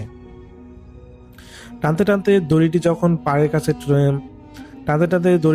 পাড়ের কাছে চলে আসে, তখন রতন আর আজাদ ভয়ে জমে গেল। জালের মধ্যে কোনো মাছ নেই, ছিল একটা পুরনো মরচে পড়া কাঁসার থালা। রতন কাপা হাতে থালাটি পাড়ে তুলে রাখতেই ঘটল একটা ঘটনা। পুকুর পাড়ে সব গাছপালা হঠাৎ নিস্তব্ধ হয়ে গেল। ঝিঝি পোকার ডাক, ব্যাঙের আওয়াজ, সবকিছু এক মুহূর্তের মধ্যে যেন থেমে গেল। সেই পিনপত নীরবতার মধ্যে তারা শুনতে পেল একটি শিশুর কণ্ঠের কান্নার শব্দ। কান্নার শব্দটি কোনো একটি নির্দিষ্ট দিক থেকে আসতেছিল না, মনে হচ্ছিল আওয়াজটি যেন জলের নিচ থেকে উঠে আসতেছে। গাছের পাতার ফাঁকে ঘুরে তাদের কানে ফিসফিস করে বলতেছে, কান কা কান কি, মানে আজাদ হাঁপাতে লাগলো। রতন টর্চের আলো চারিদিকে ফেললো, কিন্তু কোনো কিছুই নেই, শুধু তাদের পায়ের কাছে রাখা কাঁসা থালাটা ধীরে ধীরে কাঁপতেছে। হঠাৎ সেই কান্নার শব্দটি তীব্র হয়ে একটি ভয়ঙ্কর এবং পুরুষালী হাসিতে বদলে গেল। তোরা আমার জিনিস তুলেছিস, এখন তোদের পালা। শব্দটি যেন পুকুরের জল ভেদ করে মাটি ফুঁড়ে তাদের মাথার মধ্যে বাজতে লাগলো। ভয়ে রতনের হাত থেকে টর্চলাইটটি পড়ে গেল। চারপাশে আবার ঘুরঘুরে অন্ধকারে তারা শুধু দেখলো পুকুরের জলের মধ্যে যেখানে কাঁসা থালাটি ছিল, সেখান থেকে একটি আবছা সাদা ছায়া ধীরে ধীরে গতিতে উঠে আসতেছে। ছায়াটির কোনো স্পষ্ট আঘাত ছিল না, কিন্তু সেটির ভেজা এবং ঠান্ডা উপস্থিতি তারা অনুভব করতে পারতেছিল। রতন আর আজাদ এক মুহূর্তে অপেক্ষা করলো না, কাঁসার থালা বা মাছ ধরার জাল ফেলে দিয়ে অন্ধকারের মধ্যে গ্রামের দিকে প্রাণপণ দৌড়াতে লাগলো। পরদিন সকালে লোকজন এসে দেখলো সেই জিন্না পুকুরের পাড়ে মাছ ধরার সব জিনিসপত্র পড়েছে, কিন্তু পুকুর পাড়ে কাদামাটিতে কোনো মানুষের পায়ের ছাপ নেই। শুধু একটা জিনিস ছিল যা দেখে সবাই শিউরে উঠল। তাদের ফেলে আসা মাছ ধরা জালের ঠিক মাঝখানে সেই কাঁচা থালাটির উপর কাদার মধ্যে একটি ছোট্ট শিশুর পায়ের ছাপ। এটা দেখে এলাকার মানুষ খুবই অবাক হয়ে যায় এবং পরবর্তীতে সেই আজাদ এবং রতনের কাছ থেকে এলাকার মানুষ ঘটনাগুলো শোনে। তো যদিও আজাদ এবং রতন ভাই সেই জায়গার ঘটনার কথা শুনেছিল যেখানে একটা জিন বাস করে, কিন্তু আসলে তারা বিশ্বাস করে নাই। এবং তার যেহেতু মাছ ধরার নেশা ছিল, তারা বিভিন্ন জায়গায় মাছ ধরে, তো তারা জিন ভূতে যদি কম বিশ্বাস করতো, এই জন্য তারা এই জিন্না পুকুরে মাছ ধরতে এসেছিল এবং তাদের সাথে এই ধরনের একটা লোমহর্ষ ঘটনা ঘটে যাবে তারা কখনোই চিন্তা করে নাই। তো এই ছিল রতন ভাইয়ের ঘটনা। তিনি আমাকে তার জীবনে মাছ ধরার প্রেক্ষাপটে একটা ভয়ঙ্কর ঘটনা ঘটেছিল তার এই এলাকায়, তিনি আমাকে সেটা শেয়ার করেছেন। আমি জানি না আপনাদের মাঝে ঘটনাটি কেমন লেগেছে, যদি ভালো লেগে থাকে অবশ্যই কমেন্ট করে জানাবেন। তো সবাই ভালো থাকবেন, সুস্থ থাকবেন, এই প্রত্যাশায় আল্লাহ হাফেজ। আমরা চলে যাব আমাদের পরবর্তী অতিথির কাছে। আপনার নামটা প্লিজ একটু বলবেন, আপনি কোথা থেকে এসেছেন সেটা বলবেন, তারপরে আপনার ঘটনায় যাব। আসসালামু আলাইকুম, আমি শামীম মিয়া। আজ যে ঘটনাটা শেয়ার করব তা পাঠিয়েছিলেন সাব্বির আহমেদ ভাই। আমি ঘটনায় চলে যাচ্ছি। ইমতিয়াজ আঙ্কেল নামাজের জন্য মসজিদে যাচ্ছেন।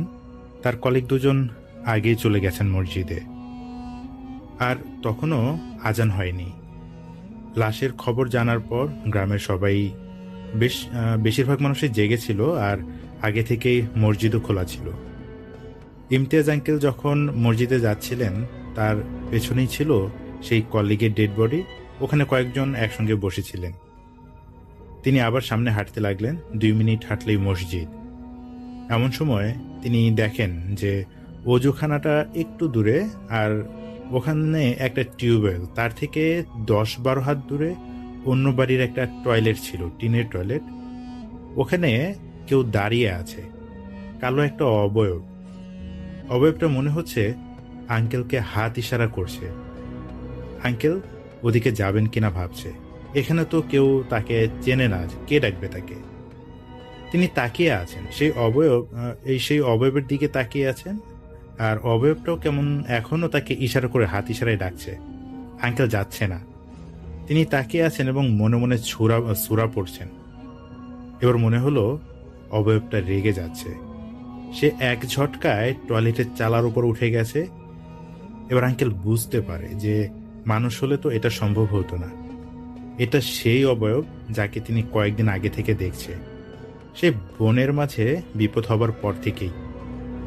আঙ্কেল আর দেরি না করে দ্রুত হেঁটে মসজিদে যাচ্ছেন। অবয়বটা এর মাঝে আঙ্কেলের পেছন নিয়ে নেয়। আঙ্কেল যত দ্রুতই হাঁটছেন, অবয়বটা যেন আঙ্কেল থেকে 2 হাত দূরে দূরে চলে আসতেছে। আর ঠিক তখনই আজান শুরু হয়ে যায়। আজান যখন শুরু হয়, আঙ্কেলের কাছে মনে হলো একটা গরম বাতাস তার গায়ে স্পর্শ করে পাশ কেটে চলে গেল। তিনি পেছন তাকায়, কিন্তু কিছু দেখতে পান না। নামাজ শেষ হয়। কিছুক্ষণ পর ভোরের আলো ফোটে। ধীরে ধীরে গ্রামের মানুষের সমাগম বেড়ে যায়। সকাল 9টার দিকে দাফন হয়। দুপুরের দিকে তারা ফিরতি ডকুমেন্টস নিয়ে আবার তাদের ওয়ার্ক স্টেশনে আসার জন্য প্রস্তুত হন। তারা যখন অ্যাম্বুলেন্সে উঠবে, তখন গ্রামের মসজিদের সেই হুজুর যিনি নামাজ পড়িয়েছিলেন, তিনি ইমতিয়াজ আঙ্কেলের সাথে কথা বলতে আসলেন। সাধারণ কথা। তিনি আঙ্কেলকে বলেন যে আপনি একটু সাবধানে থাকবেন, তো দান সদকা একটু বেশি বেশি করবেন, আর বেশি বেশি নামাজ পড়বেন। তিনি আরো বলেন যে সম্ভবত আঙ্কেলের উপর একটা খারাপ ছায়া আছে। ঠিক এই কথাটা শুনে আঙ্কেল একটু চিন্তিত হয়ে পড়েন। কিছুক্ষণ পর তারা আবার যখন যাত্রা শুরু করলেন ফিরে আসার জন্য, এখন তারা গতরাতে যে পথে এসেছিলেন সেই পথেই ফিরছেন। অনেকটা পথ পাড়ি দিলেও রাতের সেই জায়গাটা আর খুঁজে পায় না, যেখানে 2 গ্রামবাসীদের মধ্যে তুমুল মারামারি হয়েছিল, মানুষ খুন হয়েছিল, দাউ দাউ করে আগুন জ্বলছিল। তার কোনো চিহ্ন আজ কোথাও নেই। আস্তে আস্তে সন্ধ্যা হয়ে যায়। তারা দেখে এটা সেই পথ, রাতে যে পথে নদীর ধারে পৌঁছে গিয়েছিল সেই পথ। এখন সেই পথ আবার হাতের বামে পড়ে। ইমতিয়াজ আঙ্কেলকে তার অন্য কলিগ বলল, ভাই যাবেন নাকি আবার ওদিকে? তো আঙ্কেল মানা করলেন যে যাবে না, তার শরীর খারাপ লাগছে। ইমতিয়াজ আঙ্কেল বারবার অ্যাম্বুলেন্সের পেছনে যে স্ট্রেচারটা ছিল সেই স্ট্রেচারে তাকাচ্ছিলেন আর কেঁপে কেঁপে উঠছিল। তার কাছে মনে হচ্ছিল কেউ তার ঘাড়ে ঠান্ডা হাত দিয়ে টোকা দিচ্ছে, স্পর্শ করছে খুব অল্প সময়ের জন্য। বারবার সে ভয়ে কেঁপে উঠছিল। এই ব্যাপারটা তার অন্য 2 কলিগ লক্ষ্য করে। তারা বলেন যে আপনি পেছনে তাকেন না, চোখ বন্ধ করে দোয়া পড়তে থাকেন।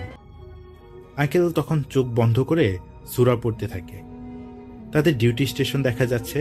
এখন রাত প্রায় 10টা বাজে। তখন আঙ্কেল চোখ খুলেন। তিনি সামনে আয়না লুকিং গ্লাসে চোখ রাখেন পেছনটা দেখার জন্য। এবার আঙ্কেল দেখেন অবাক করা একটা বিষয়। একটা লাশ পচা গলা স্ট্রেচারে বসে আছে, সাদা কাফনে মোড়ানো, চেহারাটা খোলা, লাশের চোখও খোলা, নাক দিয়ে রক্ত ঝরছে। আর সেই লাশ তাকিয়ে আছে ইমতিয়াজ আঙ্কেলের দিকে। এবার আঙ্কেল তার পাশের কলিগের হাত ধরে কিছু একটা বলতে যাবে, ঠিক তখনই সেন্সলেস হয়ে পড়ে যায়। তখন আঙ্কেলকে তাদের ডিপার্টমেন্টের হাসপাতালেই ভর্তি করা হয়। সাধারণ ট্রিটমেন্ট পর স্যালাইন দেওয়া হয় সারা রাত। তখন কিছুটা সুস্থ হয়। তিনি স্টেবল হবার পর চিন্তা করেন কি দেখলেন তিনি রাতে। আর শেষবার অ্যাম্বুলেন্সে যে লাশটা দেখেছিল, এই লাশটা ছিল তার গ্রামের বাড়ির এক প্রতিবেশীর। এটা দেখার পর তিনি অস্থির হয়ে পড়েন। আসলে সেই প্রতিবেশী একজন তান্ত্রিক ছিল। কেন তিনি সেই তান্ত্রিকের লাশ দেখলো, সেদিন ডিউটির মাঝে বনের ভেতর যে দুর্ঘটনাটা ঘটলো, কলিগের লাশ নিয়ে যাবার সময় এমন সব দৃশ্য দেখা, সব মিলিয়ে আঙ্কেল ভীষণ ভয় পেতে শুরু করেন। আঙ্কেলের বিয়ের সময় একটা ঝামেলা হয়েছিল অনেক আগে, তখন তিনি এই তান্ত্রিকের সাহায্য নিয়েছিল। মাঝের এতটা বছর কেটে গেছে, কোনো সমস্যা হয়নি, কিন্তু এখন কেন এমন হচ্ছে এটাই ভাবছেন। তিনি ব্যারাকে থাকেন, তার কোয়ার্টার রাখা অন্য একটা জেলায়, যেখানে তার স্ত্রী আর সন্তান থাকে। তাদের লেখাপড়ার সুবিধার জন্য, আসলে এই লেখাপড়ার সুবিধার জন্য ডিফেন্সের অনেকেই করে কি, যে তাদের যখন ট্রান্সফার হয়ে যায় তখন তাদের পরিবারকে একটা জায়গায় রেখে যায় তাদের লেখাপড়ার সুবিধার জন্য। তো ইমতিয়াজ আঙ্কেল এই কাজ করেছেন। এখন আঙ্কেল আবার দ্রুত তাদের গ্রামের বাড়ি যেতে চান, আসলে বুঝতে চান তার সঙ্গে এখন কি হচ্ছে, কেন হচ্ছে। তো সেদিন তার আবার রাতে ডিউটি পড়ে যায়। চিন্তা করেন যে আজকে ডিউটি শেষ করে সকালে ছুটির জন্য অ্যাপ্লিকেশন করবে, অফিসে যাবে। তো রাতে যখন তিনি তার পোশাক পরে তার রাইফেলটা নিয়ে ডিউটিতে যাচ্ছিলেন, ব্যারাক থেকে তেমন একটা দূরে না, একটা মাঠের মাঝ দিয়ে তার ডিউটির জায়গায় যেতে হয়। মাঠ পার হয়ে পাকা রাস্তা, সেই রাস্তার ডান দিকে 5 মিনিট হেঁটে গেলে হচ্ছে মসজিদ, আর বাম দিকে নির্জন একটা এলাকায় তার ডিউটি পড়েছে আজ। তিনি যখন মাঠের মাঝ বরাবর তিনি শুনতে পান কেউ পেছন পেছন আসছে। তিনি ঘাড় ঘুরিয়ে তাকান, কিন্তু কিছুই দেখতে পান না। এখন তিনি সামনের দিকে হেঁটে যাচ্ছেন, আর 1 মিনিট হাঁটলেই মাঠটা পার হয়ে যাবে, উনি ডিউটি জায়গায় চলে যাবে। ঠিক এমন সময় একটা ছায়া তার সামনে এক পাশ থেকে অন্য পাশ চলে গেল, বাম পাশ থেকে ডান পাশে চলে গেছে ছায়াটা। তো আঙ্কেল সাথে সাথেই দাঁড়িয়ে যান, কয়েক সেকেন্ড অপেক্ষা করেন। আঙ্কেল আবার যখন হাঁটা শুরু করেন, এবার হলো কি, সেই ছায়াটা বাম দিকে এসে আঙ্কেলের পথ আগলে দাঁড়ায়। সে কোনোভাবেই পথ ছাড়ছে না। আঙ্কেল বুঝতে পারে এটা হচ্ছে সেই অবয়বটা। তার মানে এই অবয়বটা সে যতবার দেখে ততবারই কোনো না কোনো বিপদ হয়েছে এবং এবারও বিপদ হতে যাচ্ছে তার সাথে। আঙ্কেল মনে মনে সূরা পড়ছে। আঙ্কেল ভাবছে যে দৌড়ে আবার ব্যারাকে চলে যাবেন কিনা, এবং সিদ্ধান্ত নিয়ে নেয় যে ব্যারাকের দিকেই দৌড় দিবে। আঙ্কেল যখন পেছনে ফিরলেন দৌড় দেওয়ার জন্য, তখন আঙ্কেল দেখে কাফনে মোড়া সেই তান্ত্রিক তার থেকে 4-5 হাত দূরে দাঁড়িয়ে আছে। মানে তার মুখ থেকে রক্ত পড়ে সাদা কাফনের কাপড় কালচে হয়ে গেছে। এবার আঙ্কেল এখন হঠাৎ করে সবকিছু মানে কেমন যেন ভুলে গেল, কোনো দোয়া কালাম মনে পড়ছে না। ইমতিয়াজ আঙ্কেল তখন খুব জোরে বলে ওঠেন, আল্লাহু আকবার, আল্লাহু আকবার। তিনি চোখ বন্ধ করে এটা বলতেই থাকেন। আঙ্কেল যখন চোখ খুললেন, দেখলেন অবয়বগুলো তার থেকে অনেকটা দূরে চলে গেছে। এমন সময় আঙ্কেল আয়াতুল কুরসি পুরোটাই মনে পড়ে যায় এবং আয়াতুল কুরসি পুরোটাই পড়তে পারেন। তিনি জোরে জোরে পড়তে থাকেন। ব্যারাকে যাবার রাস্তায় এখন শুধু সেই মৃত তান্ত্রিক কাফন পরে দাঁড়িয়ে আছে। আঙ্কেল সাহস জোগাড় করে সামনে মসজিদের দিকে একটা দৌড় দেন। তিনি ছোট্ট দেয়াল লাফ দিয়ে পার হয়ে মসজিদে ঢুকে পড়েন। তিনি দেখেন দূরে 2টা অবয়ব এখনো নড়াচড়া করছে। আঙ্কেল এক মনে সূরা ইয়াসিন পড়ে যাচ্ছেন। এভাবে কতক্ষণ কেটে যায় তিনি জানেন না। এমন সময় মসজিদের হুজুর আসেন। তিনি বলেন, ইমতিয়াজ ভাই, আপনি এভাবে কোনো সমস্যা হয়েছে কি? আঙ্কেল তখন আবার মাঠের দিকে তাকায়, এখন আর কিছু দেখতে পান না। ইমতিয়াজ আঙ্কেল হুজুরকে মাঠের ঘটনাটা বলেন। তখন হুজুর বলেন, আচ্ছা ঠিক আছে, নামাজ শেষ করে আপনার কথা পুরোটা শুনব। তো নামাজ শেষ করে তারা আবার কথা বলছেন। এখন ভোরের আলো ফুটতে শুরু করেছে। ইমতিয়াজ আঙ্কেল বলেন, কিছুদিন আগে যে ঘটনাটা ঘটেছে আমার সাথে, আর ওরা 2জন কলিগ না থাকলে হয়তো সেদিনই আমাকে ফাঁসিতে ঝুলিয়ে দিত। সেদিন থেকে কয়েকটা অবয়ব আমার সাথে সাথেই থাকে। আমি মাঝে মাঝে ওদেরকে দেখতে পাই, আমাকে ভয় দেখাতে থাকে। আর যেদিন জুলফিকারের লাশ নিয়ে ওদের বাড়ি গেলাম, জুলফিকার হচ্ছে সেই কলিগ যে ট্রাক অ্যাক্সিডেন্টে মারা গিয়েছিল। সেদিন ফেরার পথে হঠাৎ পেছনের স্ট্রেচারে আমার গ্রামের এক তান্ত্রিকের লাশ দেখতে পাই। আর এই লাশ আর অবয়বগুলো আমার জীবনটা একদম শেষ করে দিল। তখন হুজুর পুরো ঘটনাটা জানতে চান। ইমতিয়াজ আঙ্কেল একটু ইতস্তত হয়ে যায়, তখন একটু ইতস্তত হয়ে যায়। তারপর তিনি বলতে থাকেন যে আচ্ছা আমি বলছি। আঙ্কেল তখন ইয়াং, সে গ্রামের প্রিয় একটা মুখ। তার বাবা ছিলেন ক্ষমতাসীন একজন মানুষ। তাদের গ্রামে আরেকজন ক্ষমতাসীন লোক ছিলেন, আর তিনি হচ্ছেন তমিজউদ্দিন। তিনি একজন গ্রাম্য ডাক্তার, তারও বেশ নামডাক ছিল। তো তমিজ ডাক্তারের ছেলে জাবের উদ্দিন আর ইমতিয়াজ আঙ্কেলের ছেলে খুব কাছের বন্ধু। তাদের একটা শখ ছিল 5-6 মাইল পথ সাইকেল চালিয়ে গ্রাম থেকে থানার লাইব্রেরিতে গিয়ে বই পড়া। তো এমন একদিন লাইব্রেরিতে তারা একটা পেপারে দেখতে পায় সৈনিক নিয়োগের সার্কুলার হয়েছে। আর ইমতিয়াজ আঙ্কেল আর তার বন্ধুর শারীরিক গঠনও বেশ ভালো ছিল। তারা সেই সার্কুলার মেনে দরখাস্ত করেন এবং ভাগ্যক্রমে তাদের দুইজনেরই চাকরি হয়ে যায়, টিকে যায় তারা। তো এর মাঝে আঙ্কেলের বিয়ে ঠিক হয়। মুরব্বীদের সাথে জাবেরও আঙ্কেলের সাথে যান কন্যা দেখতে। ঠিক হয় চাকরিতে জয়েন করার পর বিয়ে হবে। তারা যেদিন জয়েন করেন কিছুদিন পর তাদের ট্রেনিং শুরু হয়, খুব কঠিন ট্রেনিং। একটা ট্রেনিংয়ের মাঝে পরে হচ্ছে সাঁতার। গভীর আর বড় পুকুরে পিঠে ইট বেঁধে সাঁতার দিতে হয় এক মাথা থেকে অন্য মাথায়। তো এই অংশটা বেশ কষ্টকর। এই সময় জাবের তো প্রায় মরতে মরতে বেঁচে যায় একদিন ট্রেনিংয়ের সময়, এবং সেদিন রাতেই জাবের ক্যাম্প ছেড়ে পালিয়ে যায়। তখন ইমতিয়াজ আঙ্কেলকে উপরোক্ত কর্মকর্তারা চাপ দেয় এবং সাজার ভয় দেখালে আঙ্কেল জাবেরের ঠিকানা খুব সহজ করে দেন এবং জাবেরকে কোথায় পাওয়া যেতে পারে তা বলে দেন। তখন জাবেরের কোর্ট মার্শাল হয়। জাবের যখন সাজা খেটে বাড়ি ফিরেন তখন থেকে ইমতিয়াজ আঙ্কেল আর জাবেরের বন্ধুত্ব আগের মতো আর থাকে না। তখন উনি বাড়ি ফিরে আসার পর, জাবের বাড়ি ফিরে আসার পর কোনোভাবে ইমতিয়াজ আঙ্কেলের বিয়েটা ভেঙে যায়। আবার একদিন এই জাবের আঙ্কেলকে বলেন, আরে বিয়ে ভাঙছে, এটা কোনো সমস্যা না, খুব সহজেই আবার বিয়ে ঠিক করা যাবে এবং এই মেয়ের সাথেই বিয়েটা আবার ঠিক করা যাবে। তো ইমতিয়াজ আঙ্কেল একটু উৎসাহিত হয় যেহেতু মেয়েকে পছন্দ হয়েছিল। তো জাবের ইমতিয়াজ আঙ্কেলকে একজন তান্ত্রিকের কথা বলেন তাদের গ্রামের শেষ মাথায়। তো জাবেরের একটা বাইক ছিল হোন্ডা 80cc। তারা এই বাইকে চেপে সেই তান্ত্রিকের বাসায় যায়।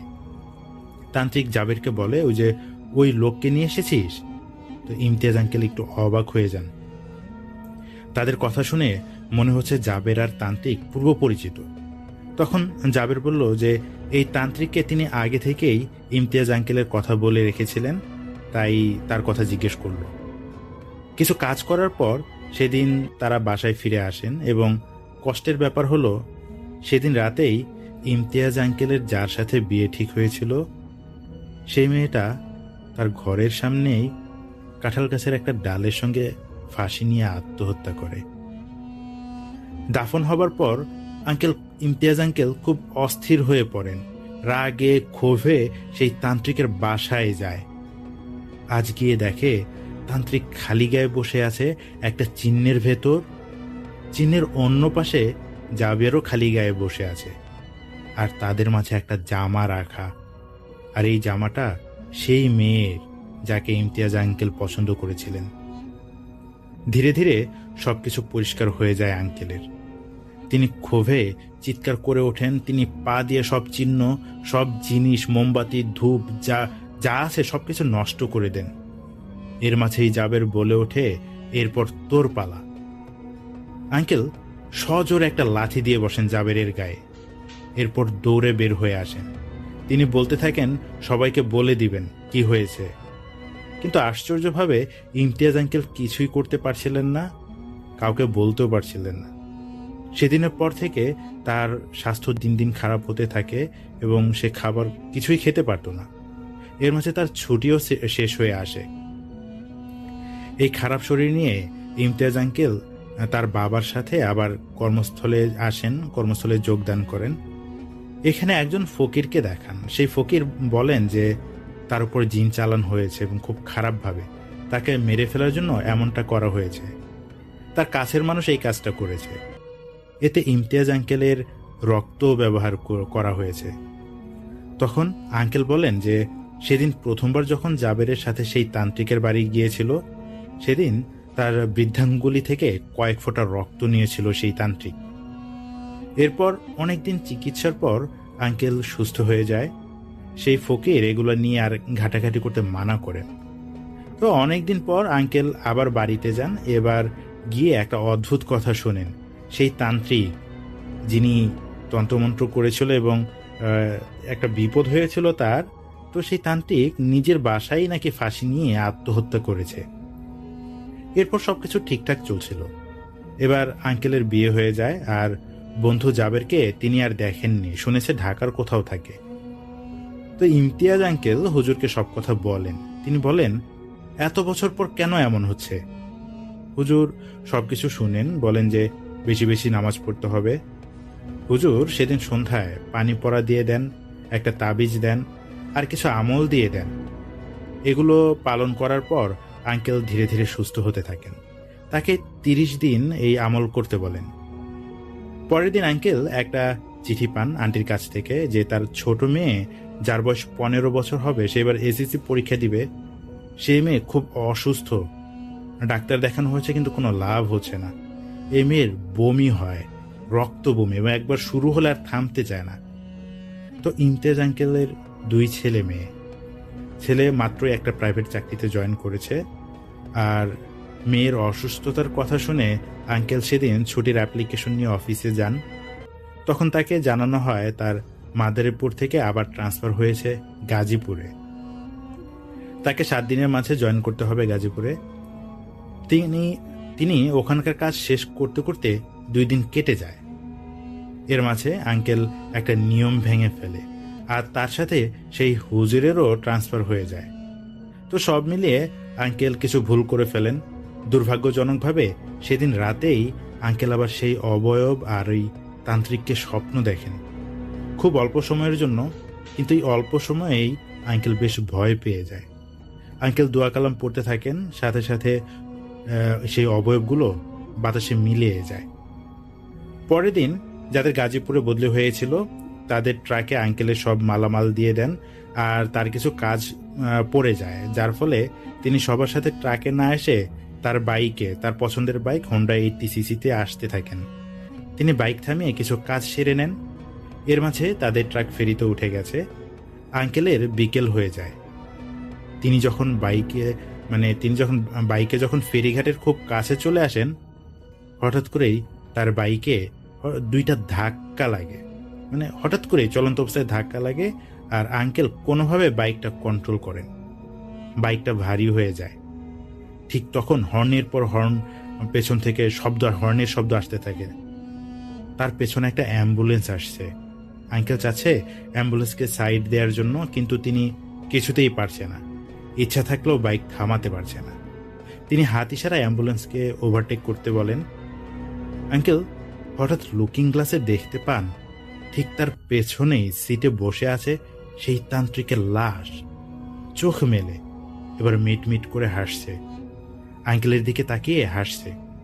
তো দিনের আলোতে এমন কিছু দেখবে আঙ্কেল এটা ভাবতেও পারেনি।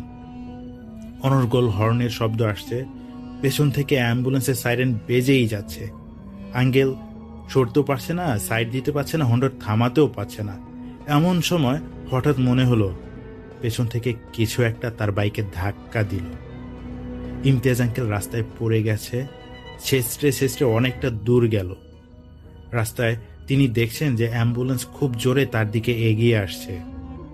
আঙ্কেল কোনো রকম তার মাথা, কোমর আর হাতটা সরাতে পারেন। আঙ্কেলের চোখের সামনে তার ডান পায়ের উপর উঠে যায় অ্যাম্বুলেন্সের একটি চাকা। ঠাস করে একটা শব্দে ভেঙে যায় আঙ্কেলের ডান পা। পরের চাকাটা উঠে যায় একই পায়ে। এবার পায়ের হাড়টা পা থেকে ভেঙে টুকরো হয়ে ছিটকে পড়ে রাস্তার অন্য পাশে। পাটা শুধু একটা রগ আর চামড়া দিয়ে ঝুলে থাকে। দেখতে দেখতে অনেক মানুষ জমে যায়, পুরোটা রাস্তা রক্তে ভিজে যায়। এর মাঝে একজন লোক একটা কাপড়ের ব্যাগে তার সেই হাড় যেটা ছিটকে গিয়েছিল রাস্তার অপর পাশে, ওই হাড়টা ব্যাগে তুলে আঙ্কেলের হাতে দেয় এবং আঙ্কেল নিজেই সেই ব্যাগটা হাতে নেয়। আঙ্কেল সব দেখছে কিন্তু কিছুই বুঝছে না, যেন অনুভূতি শূন্য হয়ে গেছে।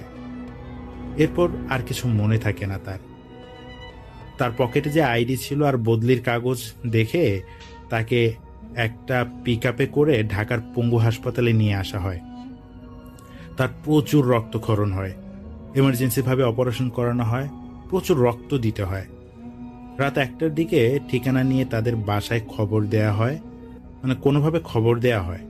সেই রাতেই আবার ইমতিয়াজ আঙ্কেলের ছোট মেয়ে টানা রক্ত বমি করতে থাকে। বমি হতে হতে খুব খারাপ অবস্থা হয়ে যায়। আন্টি এমন অবস্থায় দিশেহারা হয়ে পড়ে, কি করবে? তখন সাব্বির ভাই আর আঙ্কেলের ছেলে পঙ্গু হাসপাতালে আসেন। এসে দেখেন তার বাবার অবস্থা আশঙ্কাজনক। ডাক্তাররা বলছেন যে কোনো সময় কিছু একটা হয়ে যেতে পারে। তো সেদিনও সাব্বির ভাই আর তার ছেলে 2 ব্যাগ রক্ত দেন। টোটালি 20 ব্যাগের উপর রক্ত লেগে যায়। ডাক্তাররা বলেন পা কেটে ফেলে দিতে হবে। ইমিডিয়েট ভাবে তার ছেলে পাটা কেটে ফেলতে হবে, আর তার ছেলে চেষ্টা করেন যে পাটা রেখে দেওয়ার জন্য। শুধু একজন জুনিয়র ডাক্তার বলেছিলেন পা কাটতে হবে না, এই ভরসায় তিনি ডাক্তারকে বলেন যে পাটা কাইটেন না। তো আঙ্কেলের জ্ঞান ফেরে 2 দিন পর। এর মাঝে আন্টি চলে আসেন হাসপাতালে। আঙ্কেলের যখন জ্ঞান ফেরার সাথে সাথেই ইমতিয়াজ আঙ্কেল বলেন, এই লাশটাকে আমার এখান থেকে সরা, এই এত দুর্গন্ধ আসতেছে, এই লাশটা আমাকে মেরে ফেলবে। এটা বলে আঙ্কেল চুপ করে থাকেন। হঠাৎ করে আঙ্কেল একটা চিৎকার দিয়ে বলে ওঠে, এই শয়তান আমার বাচ্চা মেয়েটা জান নিয়ে খেলতেছে, আল্লাহ বাঁচাও, আমার মেয়েটাকে বাঁচাও। ওখানে যারা ছিল কেউ কিছু বুঝে উঠতে পারে না, শুধু আন্টি আগের ঘটনা কিছু কিছু জানতো। আন্টি এখন কি করবে বুঝে উঠতে পারে না। তিনি তার মেয়ের কাছে ফিরে আসেন হাসপাতাল থেকে। ডাক্তাররা বলে যে ইমতিয়াজ আঙ্কেল খুব লাকি, সে জানে বেঁচে গেছে, কিন্তু পা আদৌ ঠিক হবে কিনা এখনো বলা যাচ্ছে না। আঙ্কেল কিছুক্ষণ পরপর কাউকে গালি দিচ্ছে, চোখ বড় বড় করে আঙুল দিয়ে কাউকে দেখাচ্ছে। ওদিকে তার ছোট মেয়ের শরীর আবারও খারাপ করছে, এখন খুবই খারাপ হয়ে গেছে অবস্থা। আন্টি তার ছোট চাচাকে খবর দিয়ে নিয়ে আসেন। তার চাচা বড় একজন আলেম ছিলেন। তিনি তার নাতনিকে দেখে, মানে ইমতিয়াজ আঙ্কেলের মেয়েকে দেখেই বলেন যে এর উপর খুব খারাপভাবে একটা আছর আছে এবং অবস্থাটা তেমন একটা ভালো না। তিনি সাথে সাথে 1 গ্লাস পানি পড়া তার নাতনিকে খাইয়ে দেন। আল্লাহর অশেষ রহমতে কিছুক্ষণ পর রক্ত বমি থেমে যায়। তিনি কিছু সূরা পড়ে তার নাতনিকে ঝাড়ফু দেন। পরের দিন আরো কিছু কাজ করবেন, তারপর সে ইমতিয়াজ আঙ্কেলকে দেখতে যাবেন। পরের রাতে আঙ্কেলের ছোট মেয়ের উপর জিন হাজির করাতে চান এই আলেম সাহেব, কিন্তু যে বদ জিন দ্বারা আছর হয়েছে সে আসতে চায় না। এখন আলেম সাহেব তার একজন জিনকে দিয়ে সে বদ জিনটাকে নিয়ে আসতে চায় এবং অনেক চেষ্টা করার পর অনেকক্ষণ পর এই বদ জিনটাকে হাজির করানো হয়। প্রায় সারা রাত চেষ্টা করার পর বদ জিনটাকে যখন জবাই করতে চায় এবং খুব বিপদে ফেলে দেয়, জবাই করেই ফেলবে, তখন সে জিনটা বলে ওঠে যে জাবের, যে কিনা ইমতিয়াজ আঙ্কেলের বন্ধু ছিল, সে এখনো তার ব্ল্যাক ম্যাজিক চালু রেখেছে, আর এখন সেই পুরাতন তান্ত্রিকের কবরের মাটির দ্বারা এমন কিছু করেছে যার চালান দিয়েছে আঙ্কেলের পুরো পরিবারের উপর।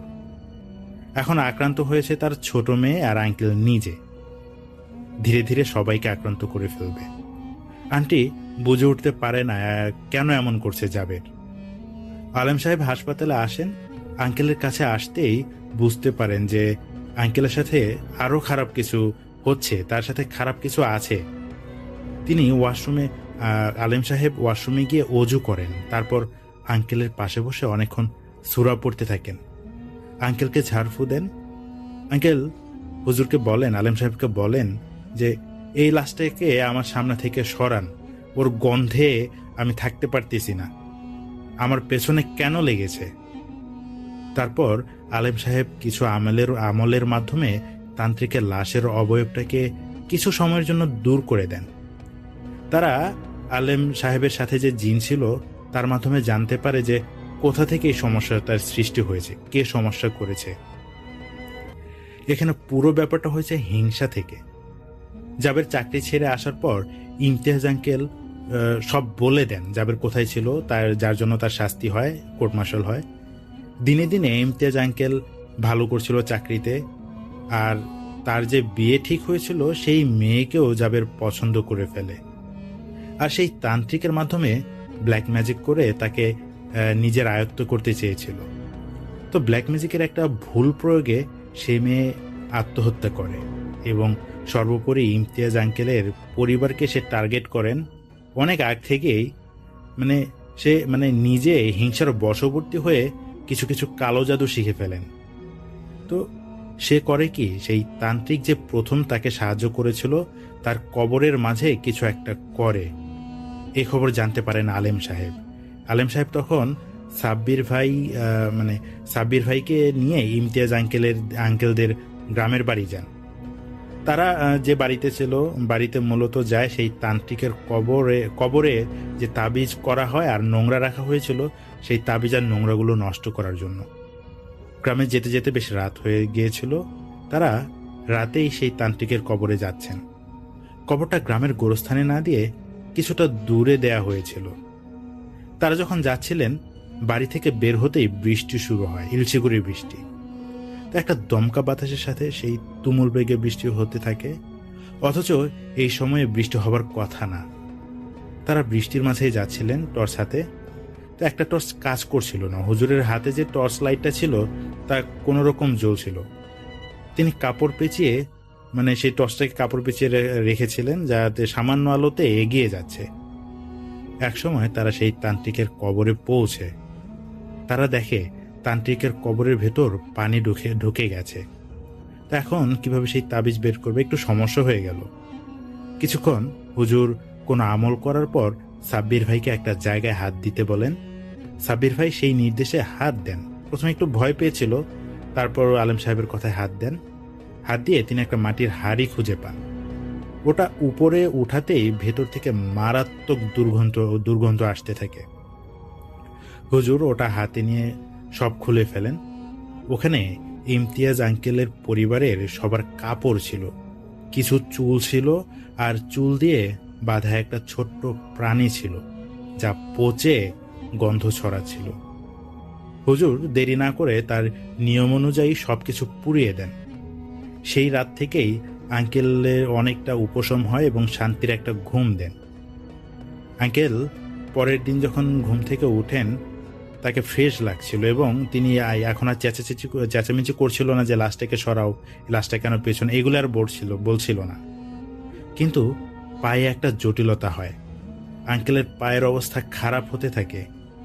আর আলেম সাহেব একবার জাবেরকে খোঁজ করতে তার বাড়িতে যায়, কিন্তু সেই বাড়িতে কেউ ছিল না। প্রতিবেশীরা বলেন যে অনেক আগেই নাকি তারা সপরিবারে গ্রাম ছেড়ে চলে গেছে। হুজুর এর একটা সমাধান নিয়ে আসেন।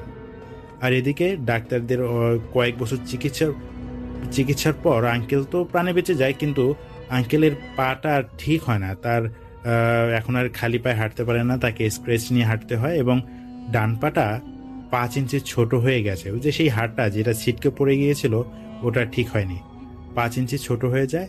আর সে পা নিয়েই এখন ইমতিয়াজ আঙ্কেল সবাইকে নিয়েই ভালো আছেন। তিনি এখন রিটায়ার্ডে আছেন। তো এই ছিল ঘটনার জন্য সাব্বির আহমেদ ভাইকে অনেক অনেক ধন্যবাদ। প্রিয় শ্রোতা মণ্ডলী, আপনাদেরকেও অনেক অনেক ধন্যবাদ। আমরা চলে যাব আমাদের পরবর্তী অতিথির কাছে। আপনার নামটা প্লিজ একটু বলবেন, আপনি কোথা থেকে এসেছেন সেটা বলবেন, তারপরে আপনার ঘটনায় যাব। ভাই, শুরুতে আমি যে স্টোরিটা বলবো এটা 2016 সালে আমি যখন ইন্টারমিডিয়েট পরীক্ষার্থী তখনকার ঘটনা, সম্ভবত মার্চ এপ্রিলে। তখন পরীক্ষার সামনে স্বাভাবিকভাবে পড়াশোনার চাপটা একটু বেশি থাকে। তো আমি তখন, এটা এপ্রিল মাসে, হ্যাঁ, তো আমি তখন স্বাভাবিকভাবেই রাত জেগে একটু মানে অন্য স্বাভাবিক সময় থেকে তখন একটু স্টোরি মানে পড়াশোনাটা একটু বাড়িয়ে দিলাম। তো সেটার জন্য আমি স্বাভাবিকভাবে ঘুমাইতে দেরি হয়ে যেত, রাত 1টা-1:30টার দিকে ঘুমাইতাম। হ্যাঁ, তো একদিন আমি প্রতিদিনের মতোই স্বাভাবিকভাবে একদিন ঘুমাচ্ছিলাম, কিন্তু মানে ঘুমাইতে যে ঘুম আসতেছিল না, বিছনায় অনেক সময় যাবৎ সজাগ জেগে আছি। তো সেটার কারণে মানে উল্টাপাল্টা চিন্তা ভাবনা আমার মাথায় আসতেছে। তো হঠাৎ আমি চোখ মানে স্বাভাবিকভাবে রাতে ঘুমানোর আগে তো মানুষ চোখ বন্ধ করে চিন্তা ভাবনা করে, তো আমি হঠাৎ চোখ খুলে দেখতে পাচ্তেছি যে আমার খাটের পাশেই একটা লোক দাঁড়ানো। হ্যাঁ, ওটা আবছা দেখা যাচ্ছে কারণ লাইট বন্ধ, রুম অন্ধকার। হ্যাঁ, তো আমি খুব ভয় পেয়ে গেলাম হঠাৎই। একটা মানে তখন 1:30-2টা বাজে। তো ওটা দেখার পরে আমি স্বাভাবিকভাবে প্রথমে যে চিন্তা ভাবনাটা করছে হয়তো, আর তখন আমাদের এলাকাতে মানে চোর ডাকাতের একটা প্রবণতা বেড়ে গেছিল, তো আমি ওইটাই মনে করছি যে এরকম কিছুই হবে। হ্যাঁ, খুব নর্মাল ভাবেই নিয়ে নিছি যে এটাকে প্রতিহত করতে হবে। আমি খুব শান্ত হয়ে গেলাম, তখন আর নড়াচড়া করতেছি না, জাস্ট নর্মালি ওইটা দেখতেছি। হ্যাঁ, তো এরকম আমি 5-6 মিনিট জেগে জেগে ওইটাই খেয়াল করতেছি। হ্যাঁ, তো অন্ধকারে জাস্ট আবছা দেখা যাচ্ছে, এটা লোকটা দাঁড়ানো, এটাই পিছন মানে পিছন সাইডটা আমি দেখতে পারতেছিলাম।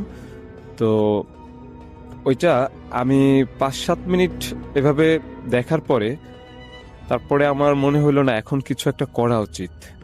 যখন আমি উঠে বসলাম যে আমি আমার আব্বু আম্মুকে ডাক দিব নাকি মানে জোরে চিল্লান দিব, এরকম কিছু একটা মানে করব ভাবছি। তো যখন আমি উঠে বসলাম তখন হঠাৎই আমি আর ওই আমার রুমে কিছুই দেখতে পারলাম না। হ্যাঁ, তখন আমি খুব ভয় পেয়ে গেলাম যে এটা কি রকম ভাবে সম্ভব হতে পারে। আমার দরজা নক করা, আমি একটা মানুষের মতো আকৃতি দাঁড়ায় আছে, এরকম কিছু দেখলাম। তো হঠাৎ উধাও হয়ে গেল। তো আমি জোরে চিল্লাম দিয়ে আমি আমার ফ্যামিলিতে সবাইকে ডেকে উঠাইলাম।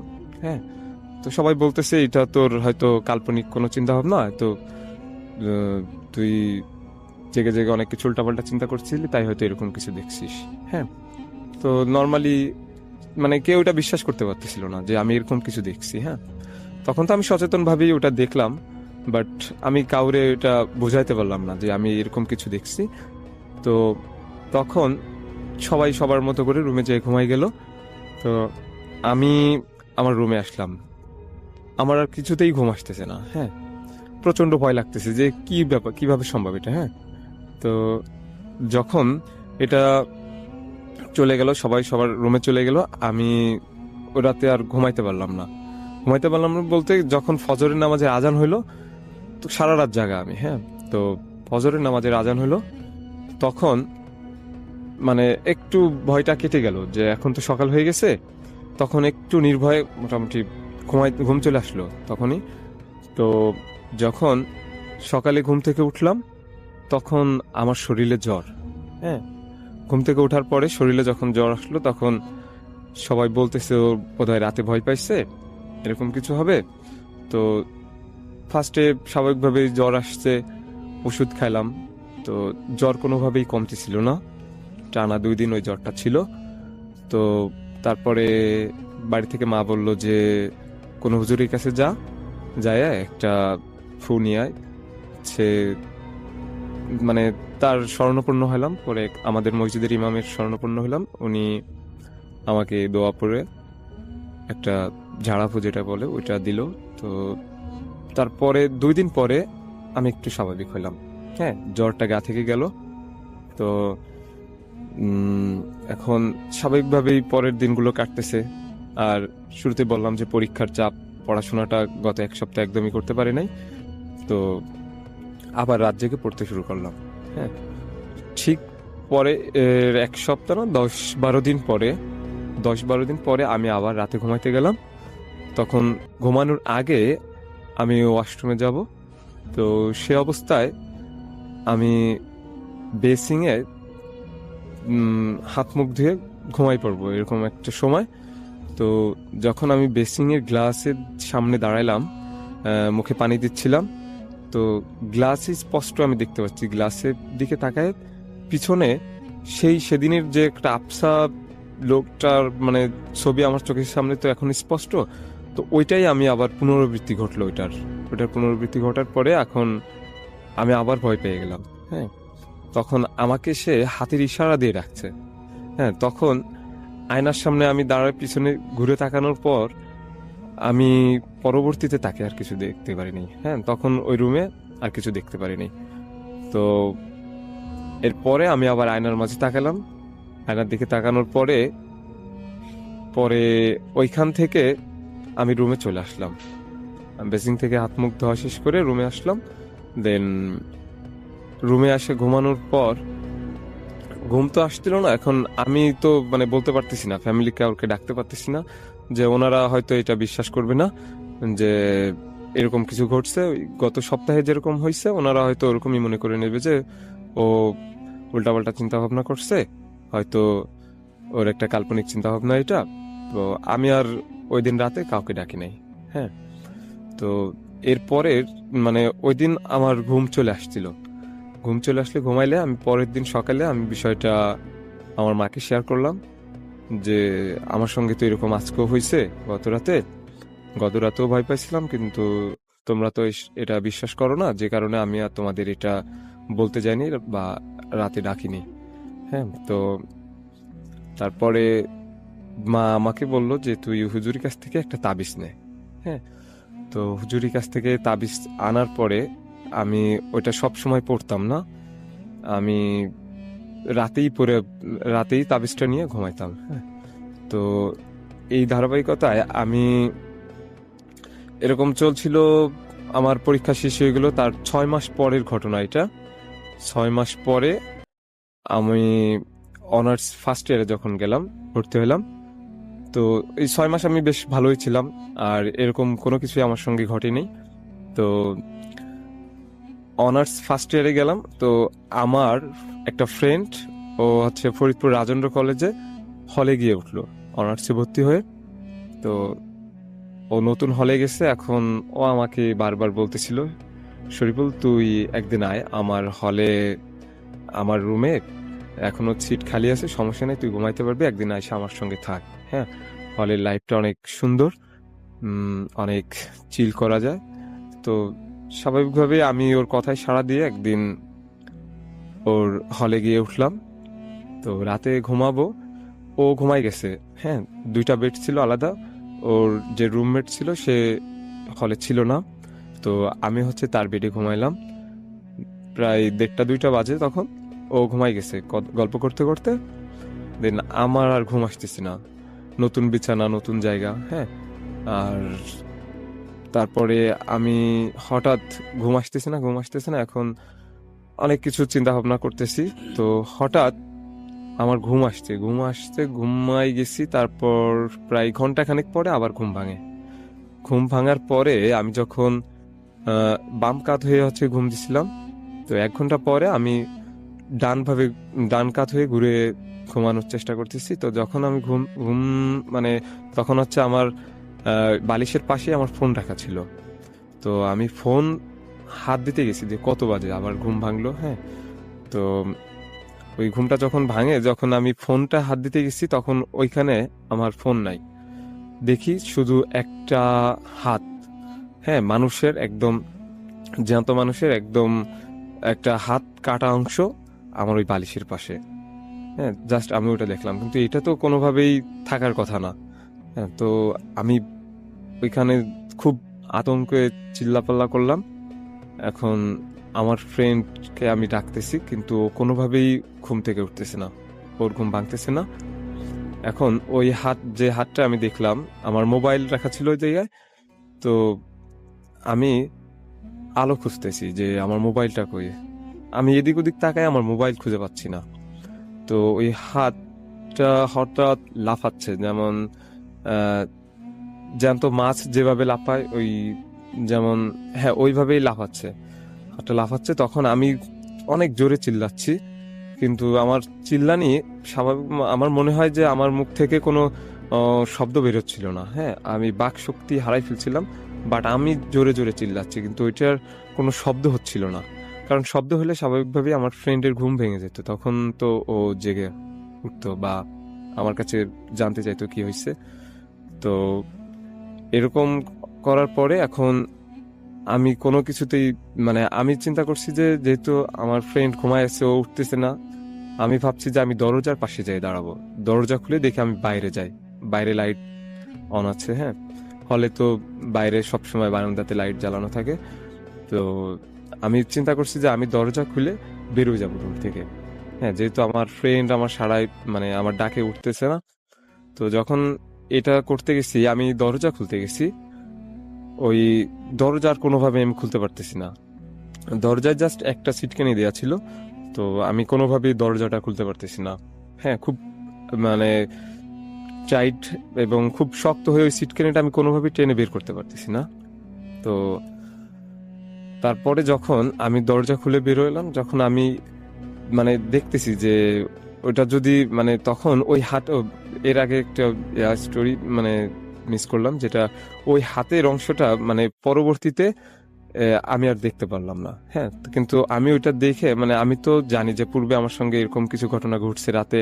হ্যাঁ, তো ওইটা আমি অন্যদিকে পলক দেওয়ার সঙ্গে সঙ্গে ওই মানে হাতের যে হাতটা রাখা ছিল, কাটা হাতের অংশ, ওইটা হঠাৎই আমি আর দেখতে পেলাম না। কিন্তু তারপরও আমার ফ্রেন্ডকে আমি ডাকতেছি, কিন্তু ও কোনোভাবে ওর ঘুম ভাঙতেছে না। তো আমি যে কারণে চিন্তা করেছিলাম যে আমি দরজা খুলে বেরোয় যাই, দেখি অন্য দরজায় যেয়ে নক দেই, অন্য কাউকে জাগাইতে পারি কিনা, তখন হয়তো আমার ওই ভয়টা কেটে যাবে। তো ফাইনালি আমি অন্যদিকে পলক নেওয়ার সঙ্গে সঙ্গে ওই হাতটার ছবি আমি আর দেখতে পাইনি। তো ফাইনালি দরজা খুললো। দরজা খোলার পরে, দরজা যখন আমি খুলতে গেলাম, তখনই একটা শব্দ হইলো, এবং ওই শব্দে আমার ফ্রেন্ড বলতেছে, আমার সঙ্গে তখন কথা বলা শুরু করলো যে কিরে কই যাস, বেরো যাস কেন, ওয়াশরুম তো ভিতরেই, রুমের মধ্যেই। হ্যাঁ, তো ওই ঘটনার পর থেকে আমি, মানে ওই দিনের ওই ঘটনার পর থেকে আমার ফ্রেন্ডকে বললাম।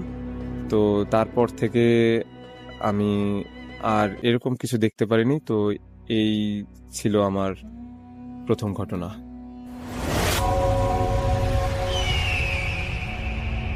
হ্যালো লিসেনার্স, আশা করি ঘটনাগুলো আপনাদের ভালো লেগেছে। আমি চেষ্টা করেছি বাছাই করে ঘটনাগুলো আপনাদের মাঝে শেয়ার করার। আমি প্রতিদিনই ঘটনাগুলো বাছাই করে আপনাদের মাঝে একটি করে এপিসোড শেয়ার করার চেষ্টা করি। যদি আমার ঘটনাগুলো একটু ভালো লাগে তাহলে অবশ্যই এই চ্যানেলটি সাবস্ক্রাইব করবেন। আর আপনারা কোথা থেকে এই ঘটনাগুলো শুনতেছেন, যদি আপনাদের ঠিকানাগুলো জানান তাহলে আমি অনেক কৃতজ্ঞ হব। তাহলে আমি বুঝতে পারবো যে আপনারা কোথা থেকে শুনতেছেন। এছাড়াও আপনাদের মাঝে যদি কোনো ঘটনা থেকে থাকে তাহলে অবশ্যই আমাদের ইমেলে দেওয়া ঠিকানায় ঘটনাটা পাঠাবেন। তাহলে নেক্সট এপিসোডে আপনার সেই ঘটনাটা আমরা রাসেল ভাইয়ের মাধ্যমে অথবা আমরা নিজেরা পড়ে শোনাবো। তো ভালো থাকবেন, সুস্থ থাকবেন, এই প্রত্যাশায় আজকের মতো বিদায় নিচ্ছি। আল্লাহ হাফেজ।